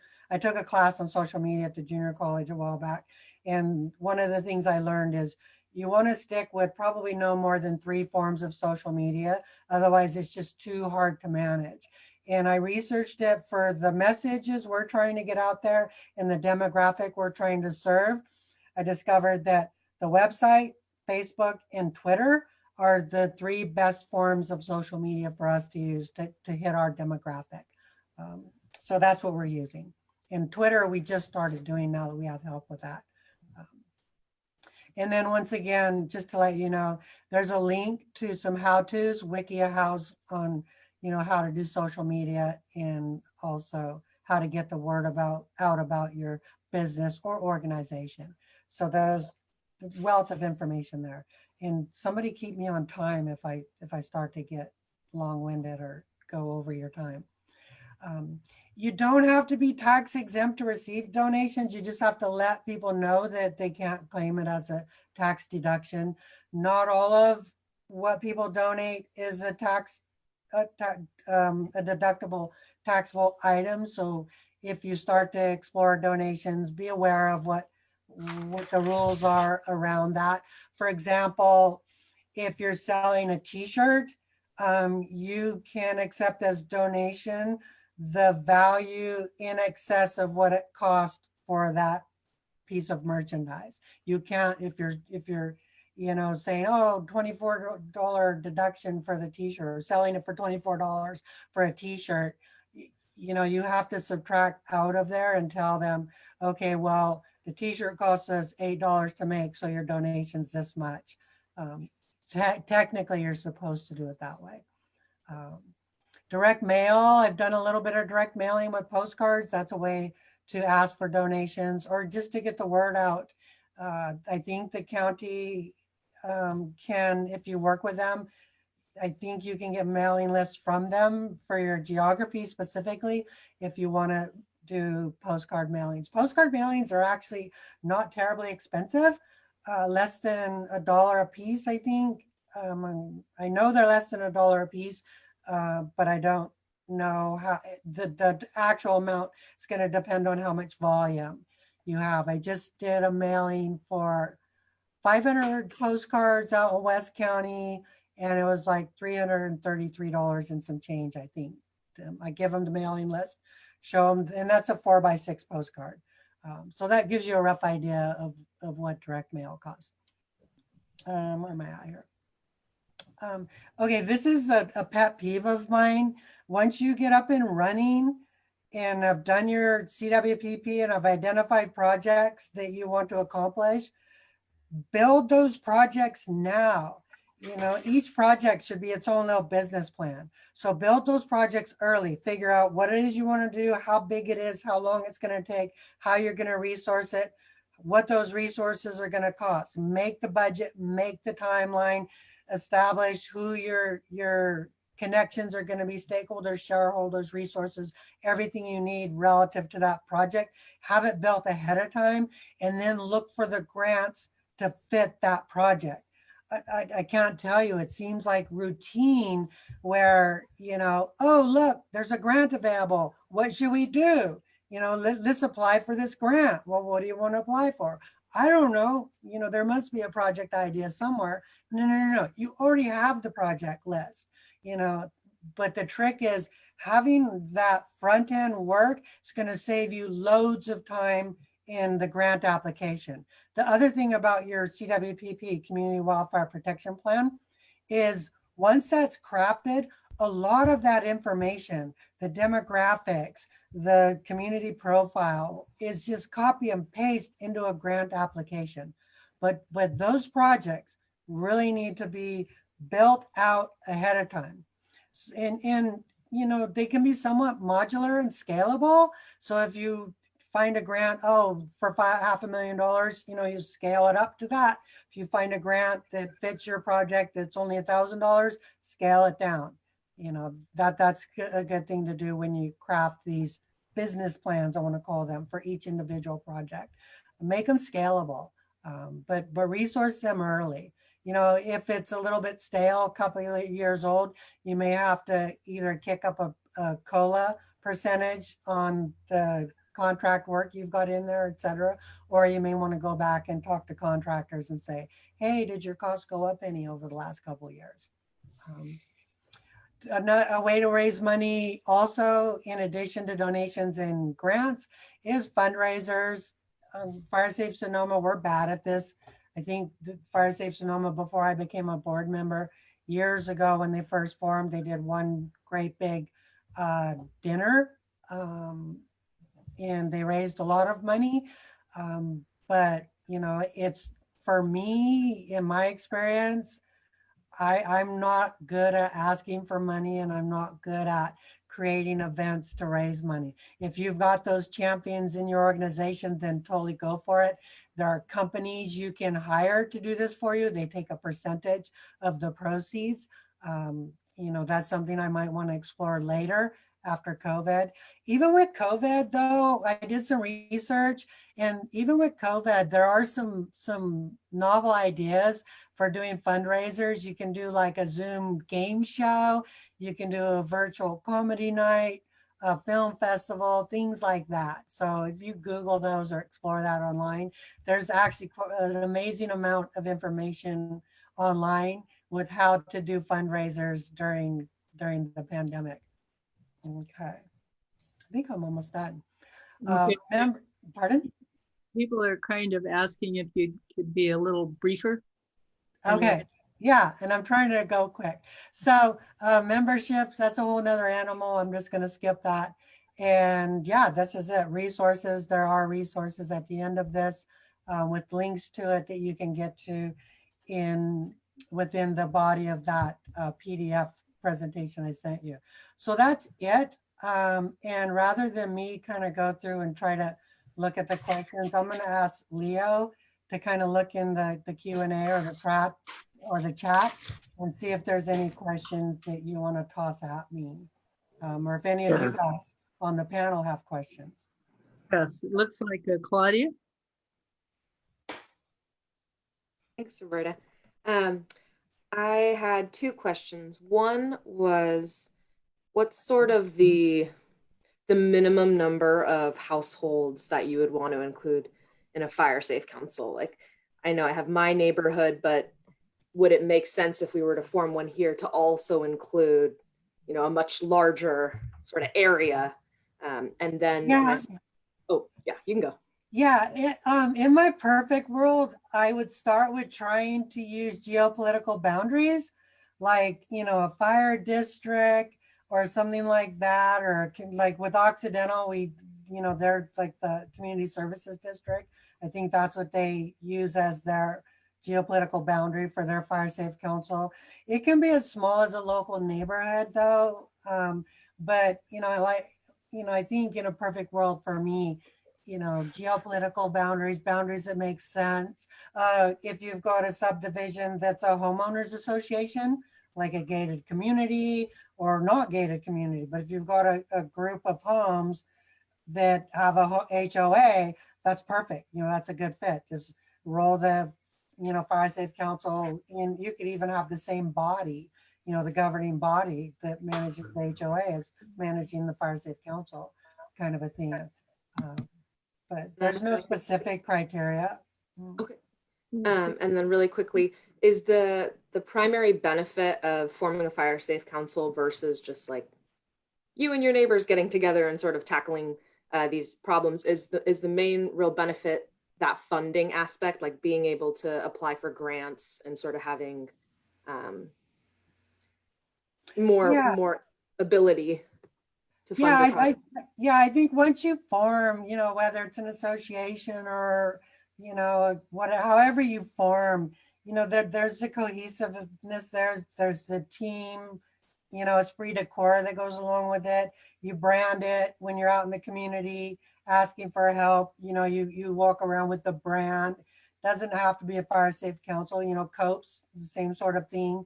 You know, even CERT teams, whatever it is. You know, so you have that esprit de corps, and then the branding that goes with it. You know, 5 years later, it's like, oh yeah, they're that group, you know, kind of a thing. You know, I think you tend to have more longevity if you have a formal organization. But definitely, if you want to receive funding, like I said earlier, it does cost money for all kinds of things. You'd be amazed. So being able to manage a financial stream righteously and legitimately and legally, you really should be formed as some kind of entity, some legal entity, in my opinion. Okay, Lucy, you had your hand up next. Thank you. Yes, in my own sort of neighborhood of Champs-Élysées, we've had a map your neighborhood, a group forming and have smaller 20 house sort of contingencies. We've been doing it a couple of years. And so I would imagine with a fire safe council, would we morph, two questions, would we sort of morph into this larger entity that included more neighborhoods? And the second component was in terms of funding, because so far, like for example, Vesta purchased a whole bunch of Map Your Neighborhood brochures, etc. So individuals have put forward money to purchase stuff, you know, brochures, etc., information. But I'm curious as to whether any fire safe funding has helped with vegetation management, because that seems to be the biggest issue for people where I live. Yeah, that's yeah. I'm sorry, but yeah, yes, the you know, funding for fuels reduction, it costs a lot of money for fuels reduction, and I look at a fire safe council as a perfect entity for managing a fuels reduction project. And the kind of the step-by-step there, the logical progression is you have a fire safe council, you craft a local CWPP. Within the body of that document, you've identified that you have these 2, 3, 4 fuels reduction projects that are in there that says that, yeah, we've identified, King Ridge Road as an essential pathway out of our neighborhood, but it's overgrown. We need to do fuels reduction on that. So you craft that project, you submit for grant funding on it, then you get the funding to get the work done. That's kind of the step-by-step, but you act as a project manager typically, and would hire contract labor to get the work done. Right now, we're just wrapping up, or did just wrap up, one we did up on Fitch Mountain out of Healdsburg, where we contracted actually with Geyserville's, Geyserville Fire's chipper crew. They did the work along with Transportation Public Works. They had some in-kind effort that they put into the project as well. And I forget them, I think it was 75,000 or 73,000 to do some roadside fuels clearing along Fitch Mountain Road. Worked out really well. Very small project in terms of funding, in my opinion. But man, we got a lot of work done for a little bit of money. It looks like we're coming in under budget, which surprised me, but that's an example of the step-by-step. So up there, we did a CWPP through their COPE. Their COPE, we worked with them and crafted a CWPP, identified that area as needing fuels reduction, submitted for funding through, actually PG&E provided the funding. We were able to point to our CWPP saying this is what we've identified as a key issue. So they're like, okay, yeah, we'll fund that project. And then we get the work done, and there you go. With most of your major funding, particularly with California Climate Initiatives, FEMA, CAL FIRE, the bigger players, they're going to want to see that you've done the work. If you're applying for a grant through those folks, they're going to want to know before they fund you that you've done some objective research that shows that, yes, indeed, we're not making this up. We've identified that this is an issue in our area, and that the CWPP process is a way to do that. It's an mostly objective methodology of identifying risks in your community and pointing projects to mitigate those risks. So if you're seeking funding, that's one of the things I'll ask you. Okay, what local plans you identify these risks? Well, you go our local CWPP, then the county's hazard mitigation plan, then the county's general plan, then the state strategic fire plan, et cetera, et cetera, et cetera. So in that hierarchy, you want to be able to point to those. Thank you. Lise, I think you had your hand up next. I just wanted to mention that how valuable the fire safe councils are from our office's perspective. Fire Safe Occidental has come to us and said, we've got visibility problems during smoke on these roads and we need visibility things. We have problems on these roads with vegetation management. We have, so we're getting fed information constantly from the group that can help us say, okay, Fire Safe Occidental has prioritized these 5 things as the number 1 things they need help with. And we can work with other county departments to help that. So this is one of the impetus behind having Roberta here, is that we really want to encourage fire safe councils to come together, to be established, because you can bring resources into your area in order to help fire prevention. The mapping your neighborhood and the CWPP are fantastic, because knowing who in your neighborhood needs help, knowing who has resources, knowing who can help during disasters and who has resources is a tremendous thing. So I just wanted to emphasize how much it helps us from the county side, help you get things done. Thank you. Yeah, and I would imagine when, Elise, you or Supervisor Hopkins or whoever, when you hear the voice from a group like a Fire Safe Council or whatever, as a group, as a group voice, all saying one thing as a collective, that probably has a little bit more influence than if it's just Roberta complaining about something. When, especially like you, Elise, you were involved in the crafting of the CWPP out in Occidental. So you have, both you and Linda as well, you came to a couple meetings. So you both have firsthand knowledge of what we were trying to do and what we did out there and what we evolved to out in Occidental. So you know that if you're hearing from one of the members out in Occidental, it's probably pretty righteous and related to the overall, you know, goals of the community. Exactly. Okay, can you be real brief, Vesta? I'd like to get the public involved. Yeah, the Fire Safe Occidental, when they formed, one of the things that they, what you were talking about identifying things, so they identified their escape routes, and then they identified their chipper program, hiring contractors. And one of the things because of the value systems of the area, they didn't want chips to be left on the side of the road to catch on fire. So they identified biochar as a way of finding 2 organizations who would take the chips and turn them into biochar. It's a very, an excellent example for us locally of how one town that is so similar to us, our lower river towns, accomplished this task.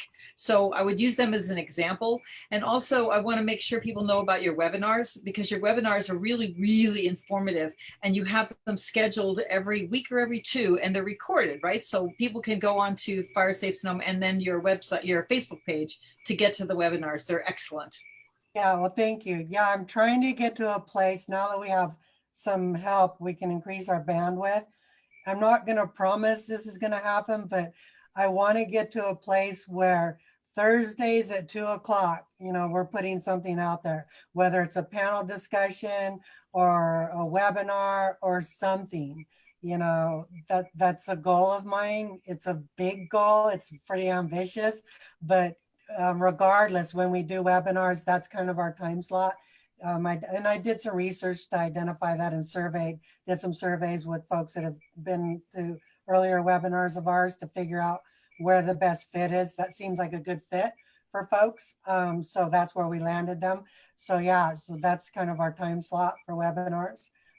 But yeah, thank you. Thank you, Vesta. There was one more thing, which is the assessments. You said that there was funding for West County property assessments. So Stuart Mitchell came out to my property, and the assessment was extremely informative and is personal to your particular property and a little bit into the neighborhood. So because there is funding for these West County communities, is it getting in touch with you that people would sign up to have their property assessed?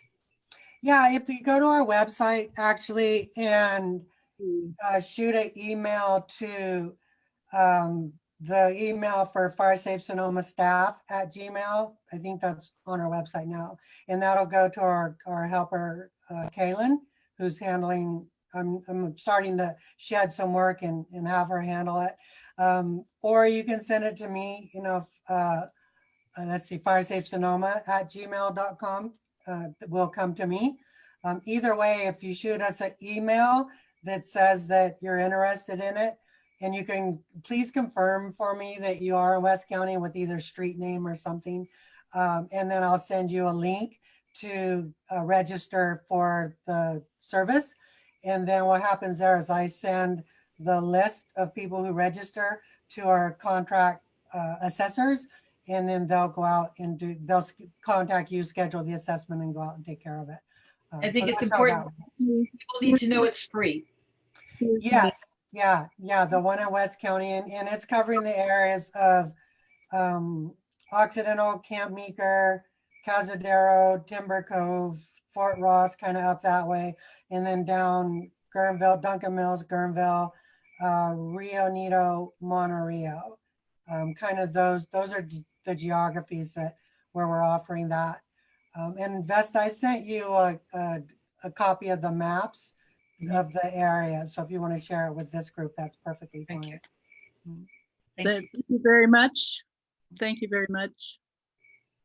Am I speaking here? Yes. You are, we hear you. Okay, Vesta, I think that kind of information should be done outside of the board meeting. So I will move on to the public so that they can make some questions and comments.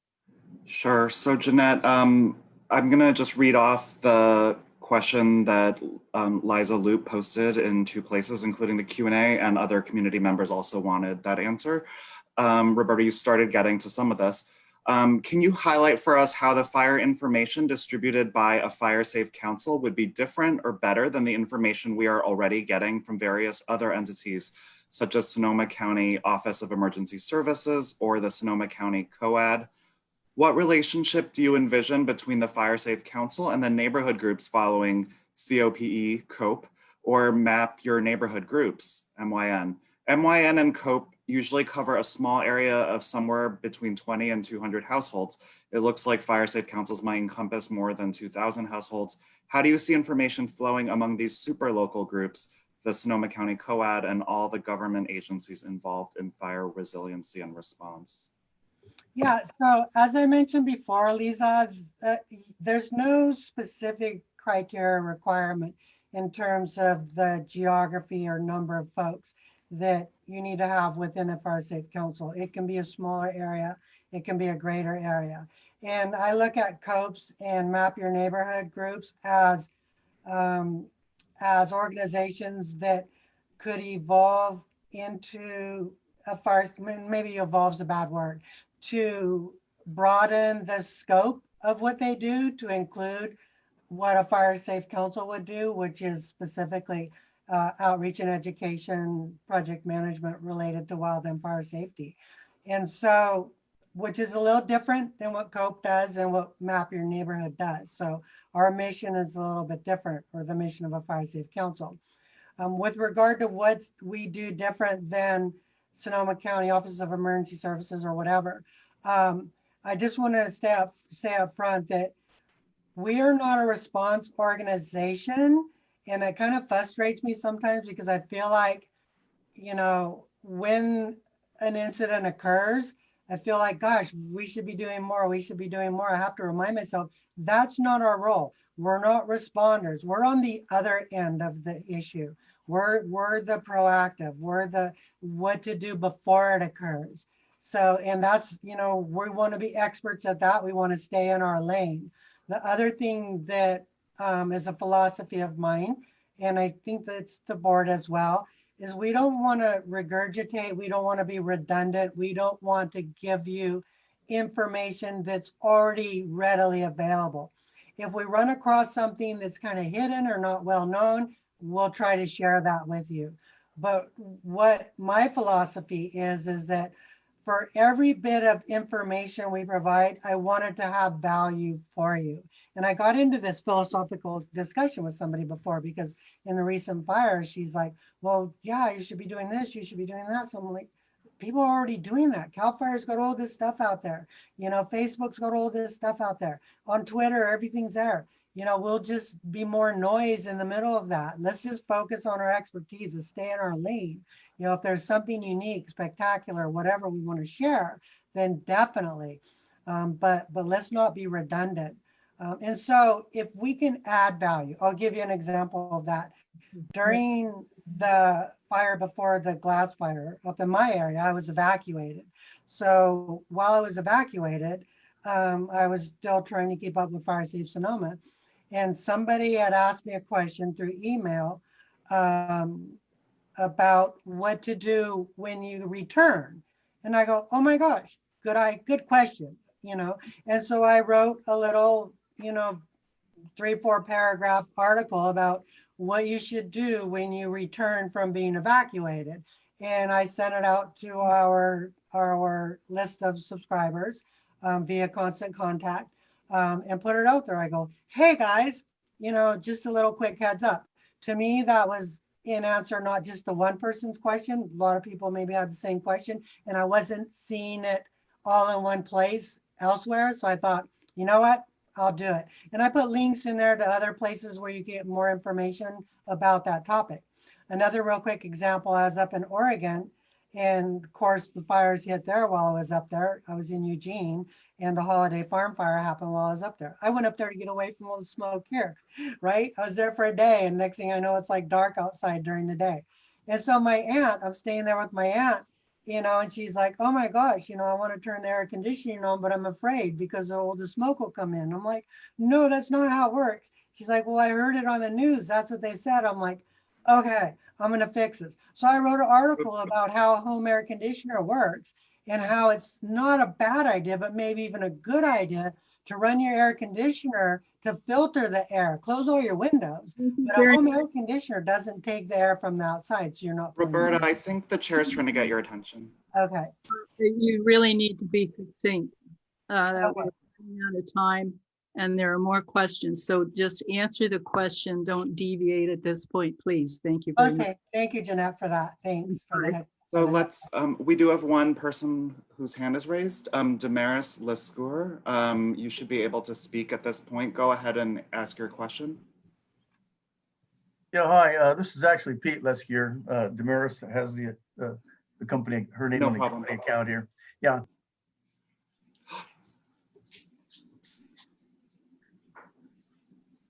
I didn't hear it.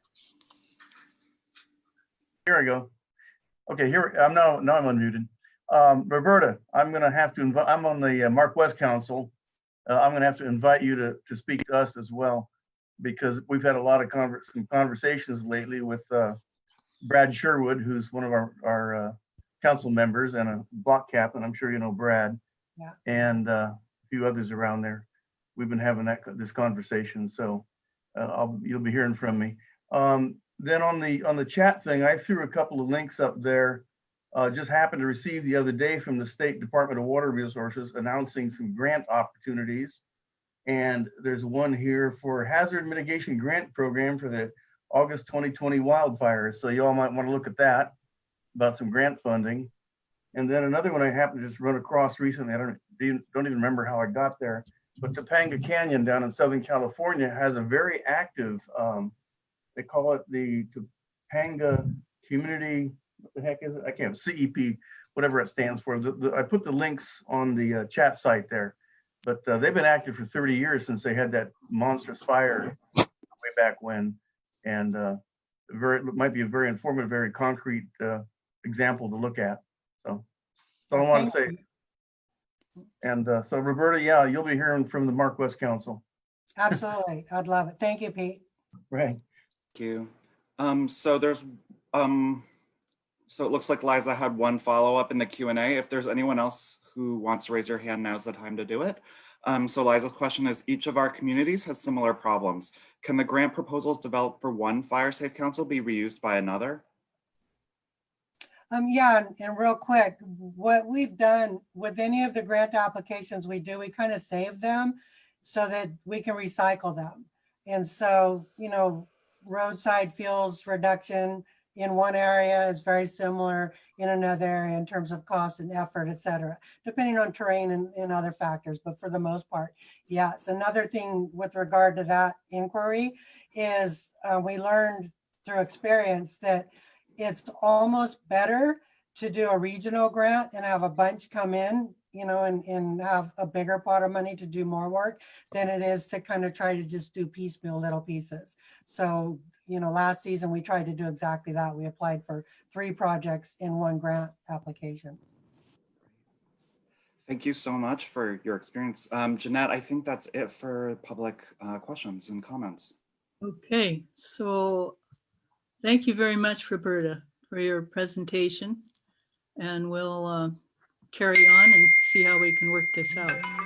So thank you. Absolutely. All right. And it was a pleasure to speak with you guys. I totally am honored that you asked me and I appreciate the opportunity. And I can talk a lot, as you can tell. Okay, I'm going to move on. And we're all aware of the significant trash problems in the lower river and the various concerted volunteer efforts to maintain a safe and healthy environment. As with any problem of this magnitude, the issue is convoluted.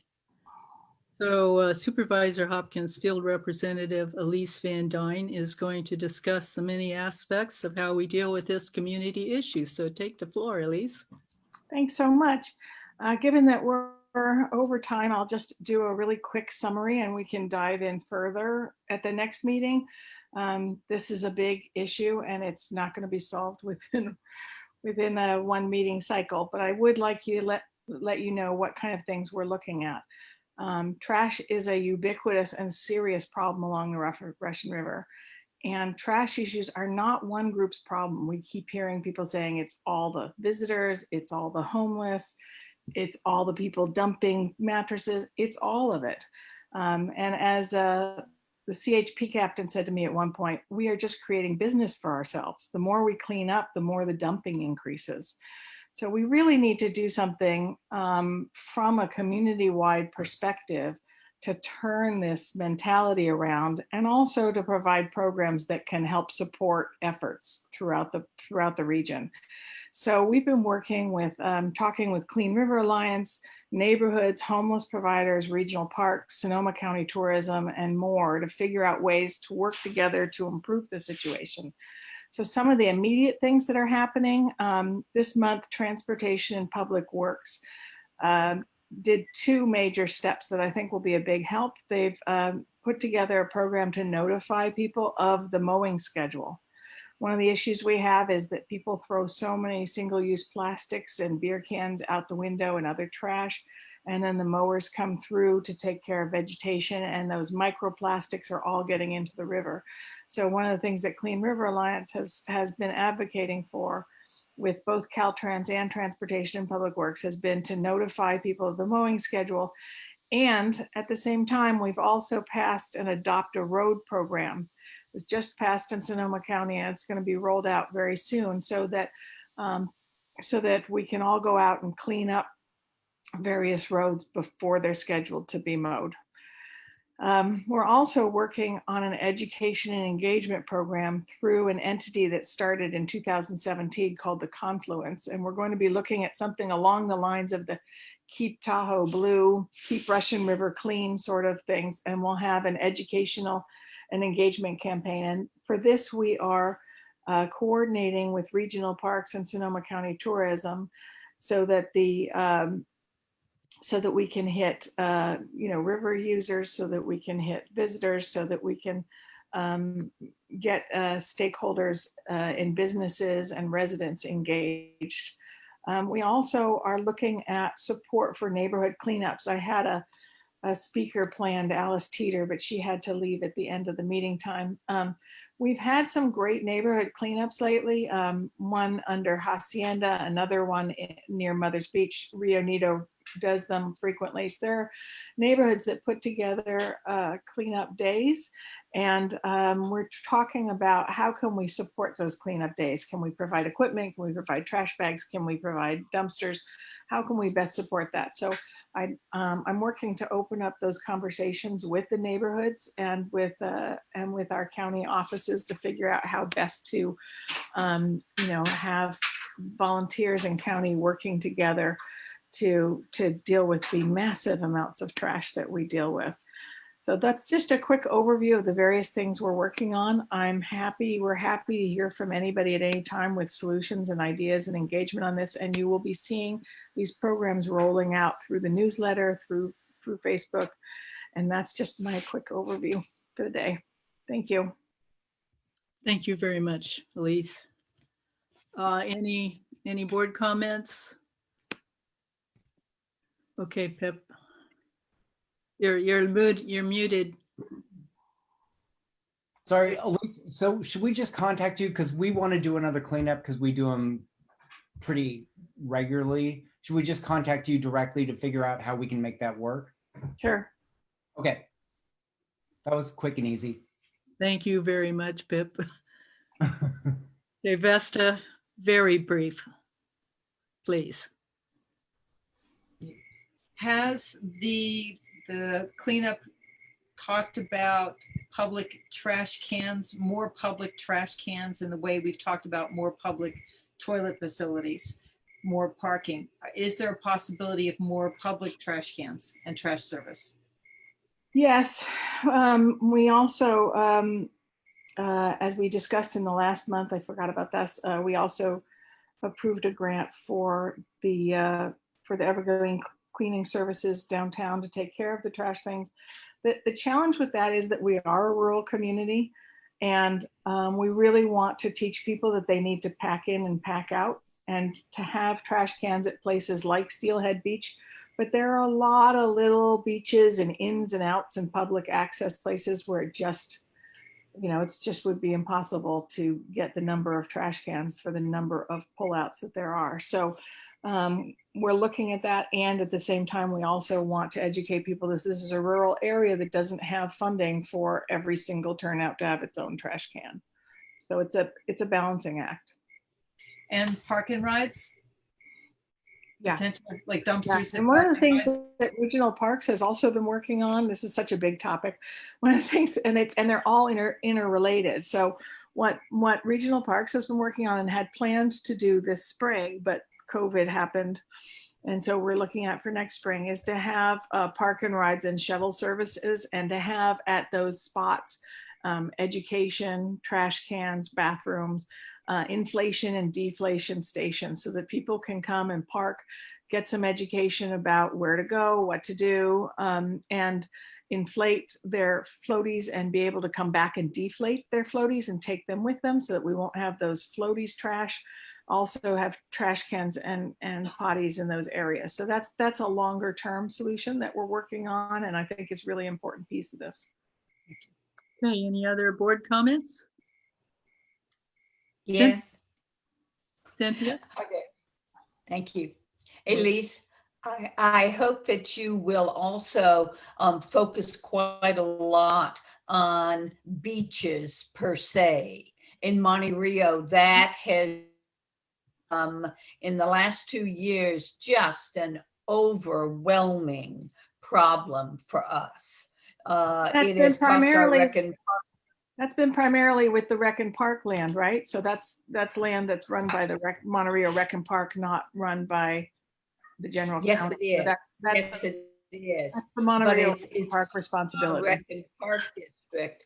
Well, okay, but there has to be some sort of balance, because our Rec and Park District has paid an extra $1,000 a month all summer long. And on top of that, there's been absolutely no maintenance, no repairs, because our maintenance staff does nothing but clean bathrooms and deal with trash. So it's, you know, it's just a real problem for us. Mhm. Okay, any other questions? Any public comments? No hands raised right now. Anyone want to comment?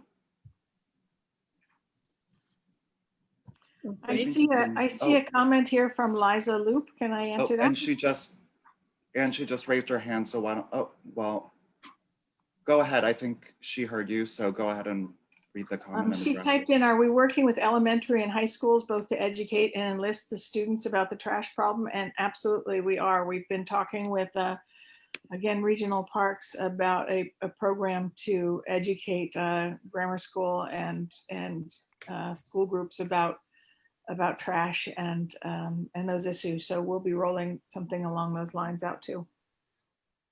We're hitting it from so many different directions. So it's still like a whack-a-mole, but I'm hoping that if we just keep at it from all these different perspectives, we'll get there. Thank you. Go ahead, Chair Demon. No more questions? Okay. So thank you very much, Elise. Thanks. We'll put that on, we'll get down here and get our agenda list going for December. Yep. So the next is our new residential parking permit program ad hoc committee. And since we're only a month away from them being appointed, they're going to basically tell us their plans. So Kira? Yeah, hi there. Thank you for having me. For those that don't know me, my name is Kyra Wink, and I'm the alternate for Monte Rio under Cynthia Stricker.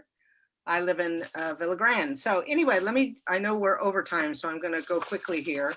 There was a one-page report that came in your packet.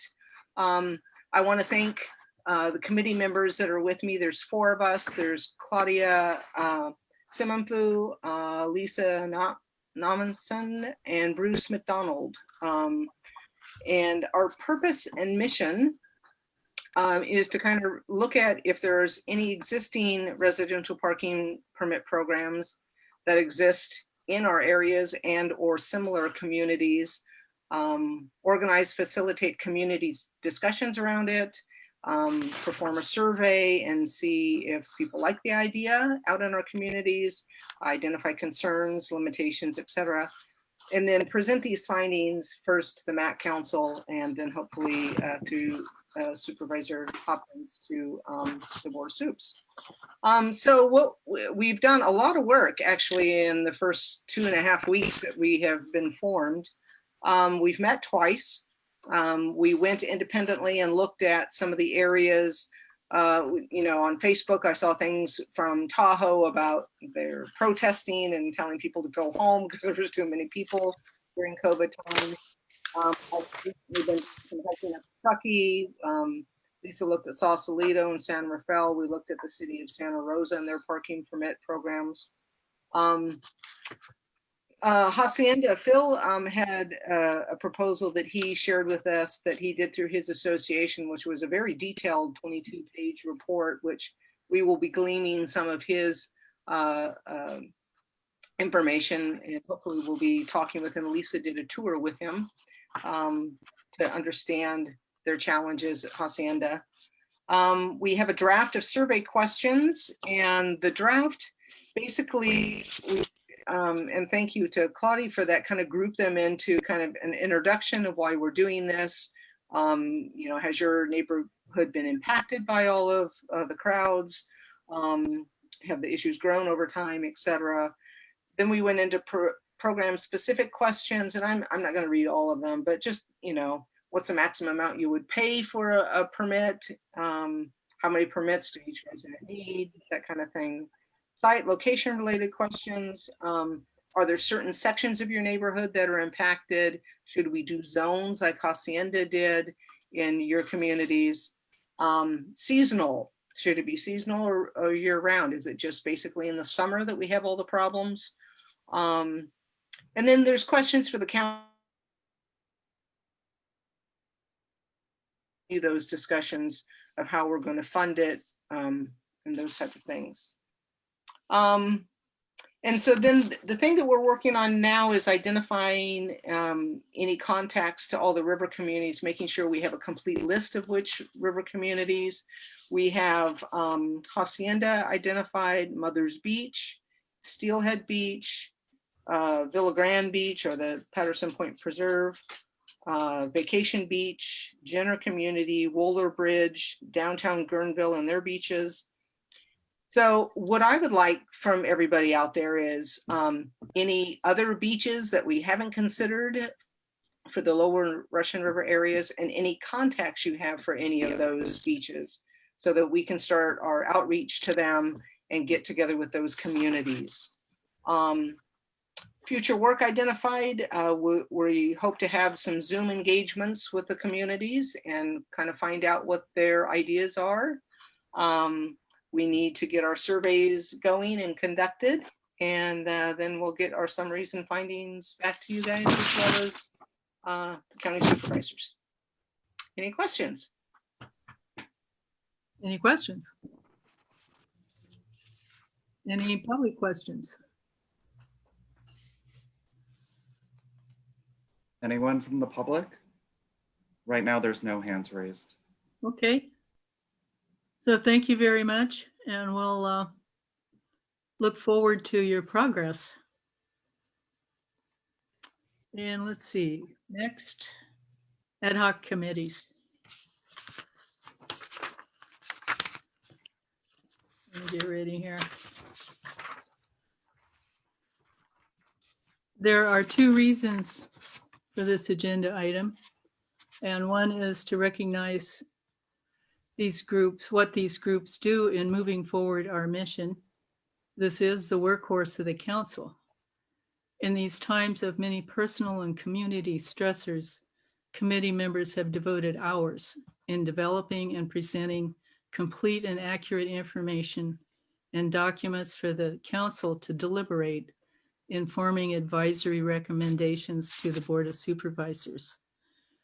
I would like to read their read their names briefly because I think it's important that they're recognized.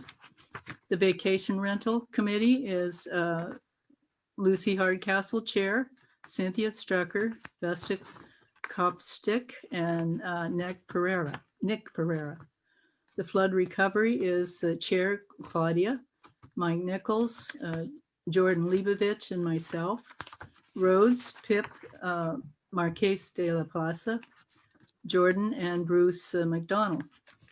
The CAG Liaison are appointed Cynthia Strecker and Vesta Kopstick. Bylaws and Policies and Procedures, Lucy Hardcastle, Chair, Jordan Leibovich, and myself. We just met the residential parking permit program. And Land Use Committee is Mike Nichols, Chair, Claudia, Cynthia Strecker, and myself. The second reason is after appointing all of these committees, I have discovered that I did not ask for a motion to approve them. So I am entertaining a motion to approve all of these appointees for all of their hard work. Claudia making the motion. A second. So I second. Okay, Mike, second. Okay, thank you very much. Proclamations, none. The board, excuse me. Do we need to vote? Oh, I'm sorry. I'm just kind of a little frazzled here. That's all right. Okay, all in favor? Raise your hand. Aye. Okay. I see no opposition. Thank you very much. And the Land Use and Flood Mitigation Committee reports are in the packet. There were no council member reports submitted. And now for the public and the council, tell us the agenda items that you would like for us to consider. We have trash.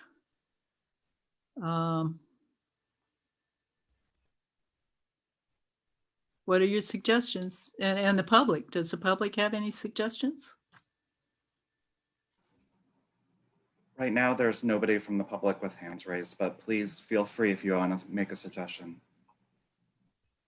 So we have trash, permit, and also Elise has made me aware that the septic rules and regulations are coming out, and she suggested that we have someone come and report on what they are, the regulations, so that we can inform the public. Do you have any comment, Elise?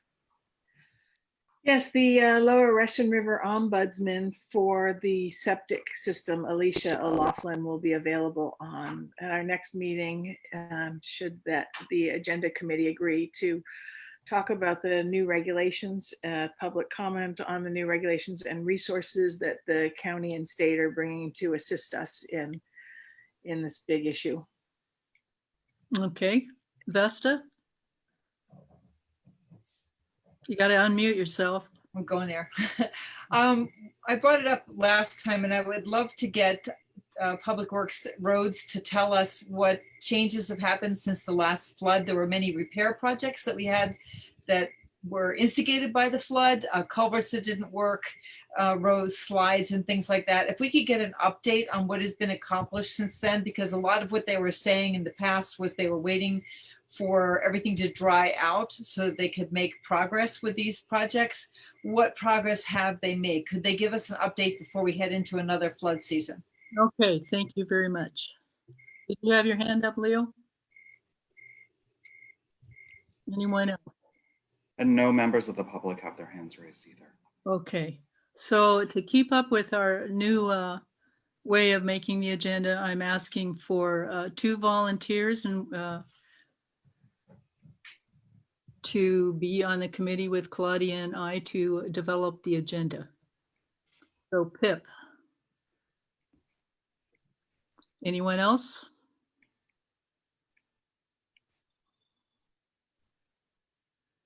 How about you, Cynthia? Okay. Okay.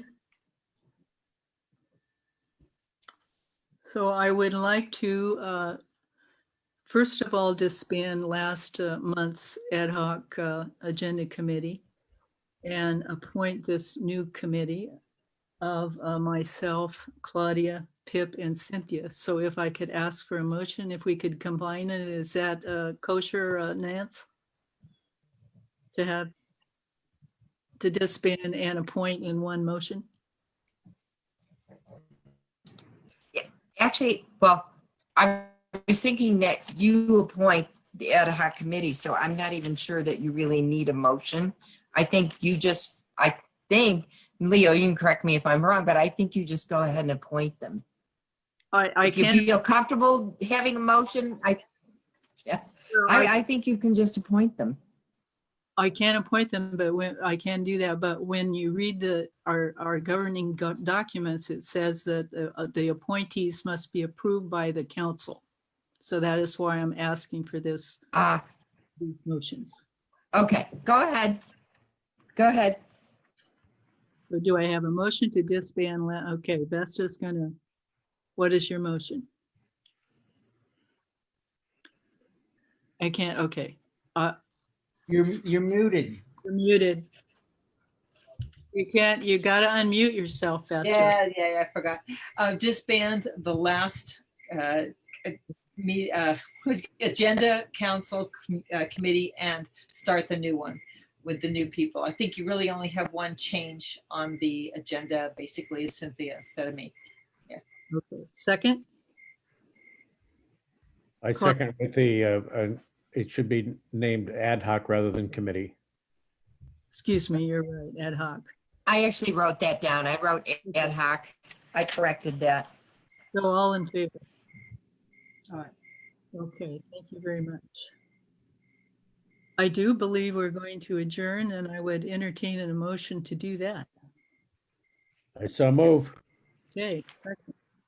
Lucy, I second. all in favor? Yay. Bye, everybody. Thanks, Jeanette. Thank you. Have a great evening. Thank you, Jeanette. Thank you. Good job. Good job. Thank you. We appreciate you. Leo. Hope you make it home, Good night. Vesta. Thanks. I want to talk to you, Leo.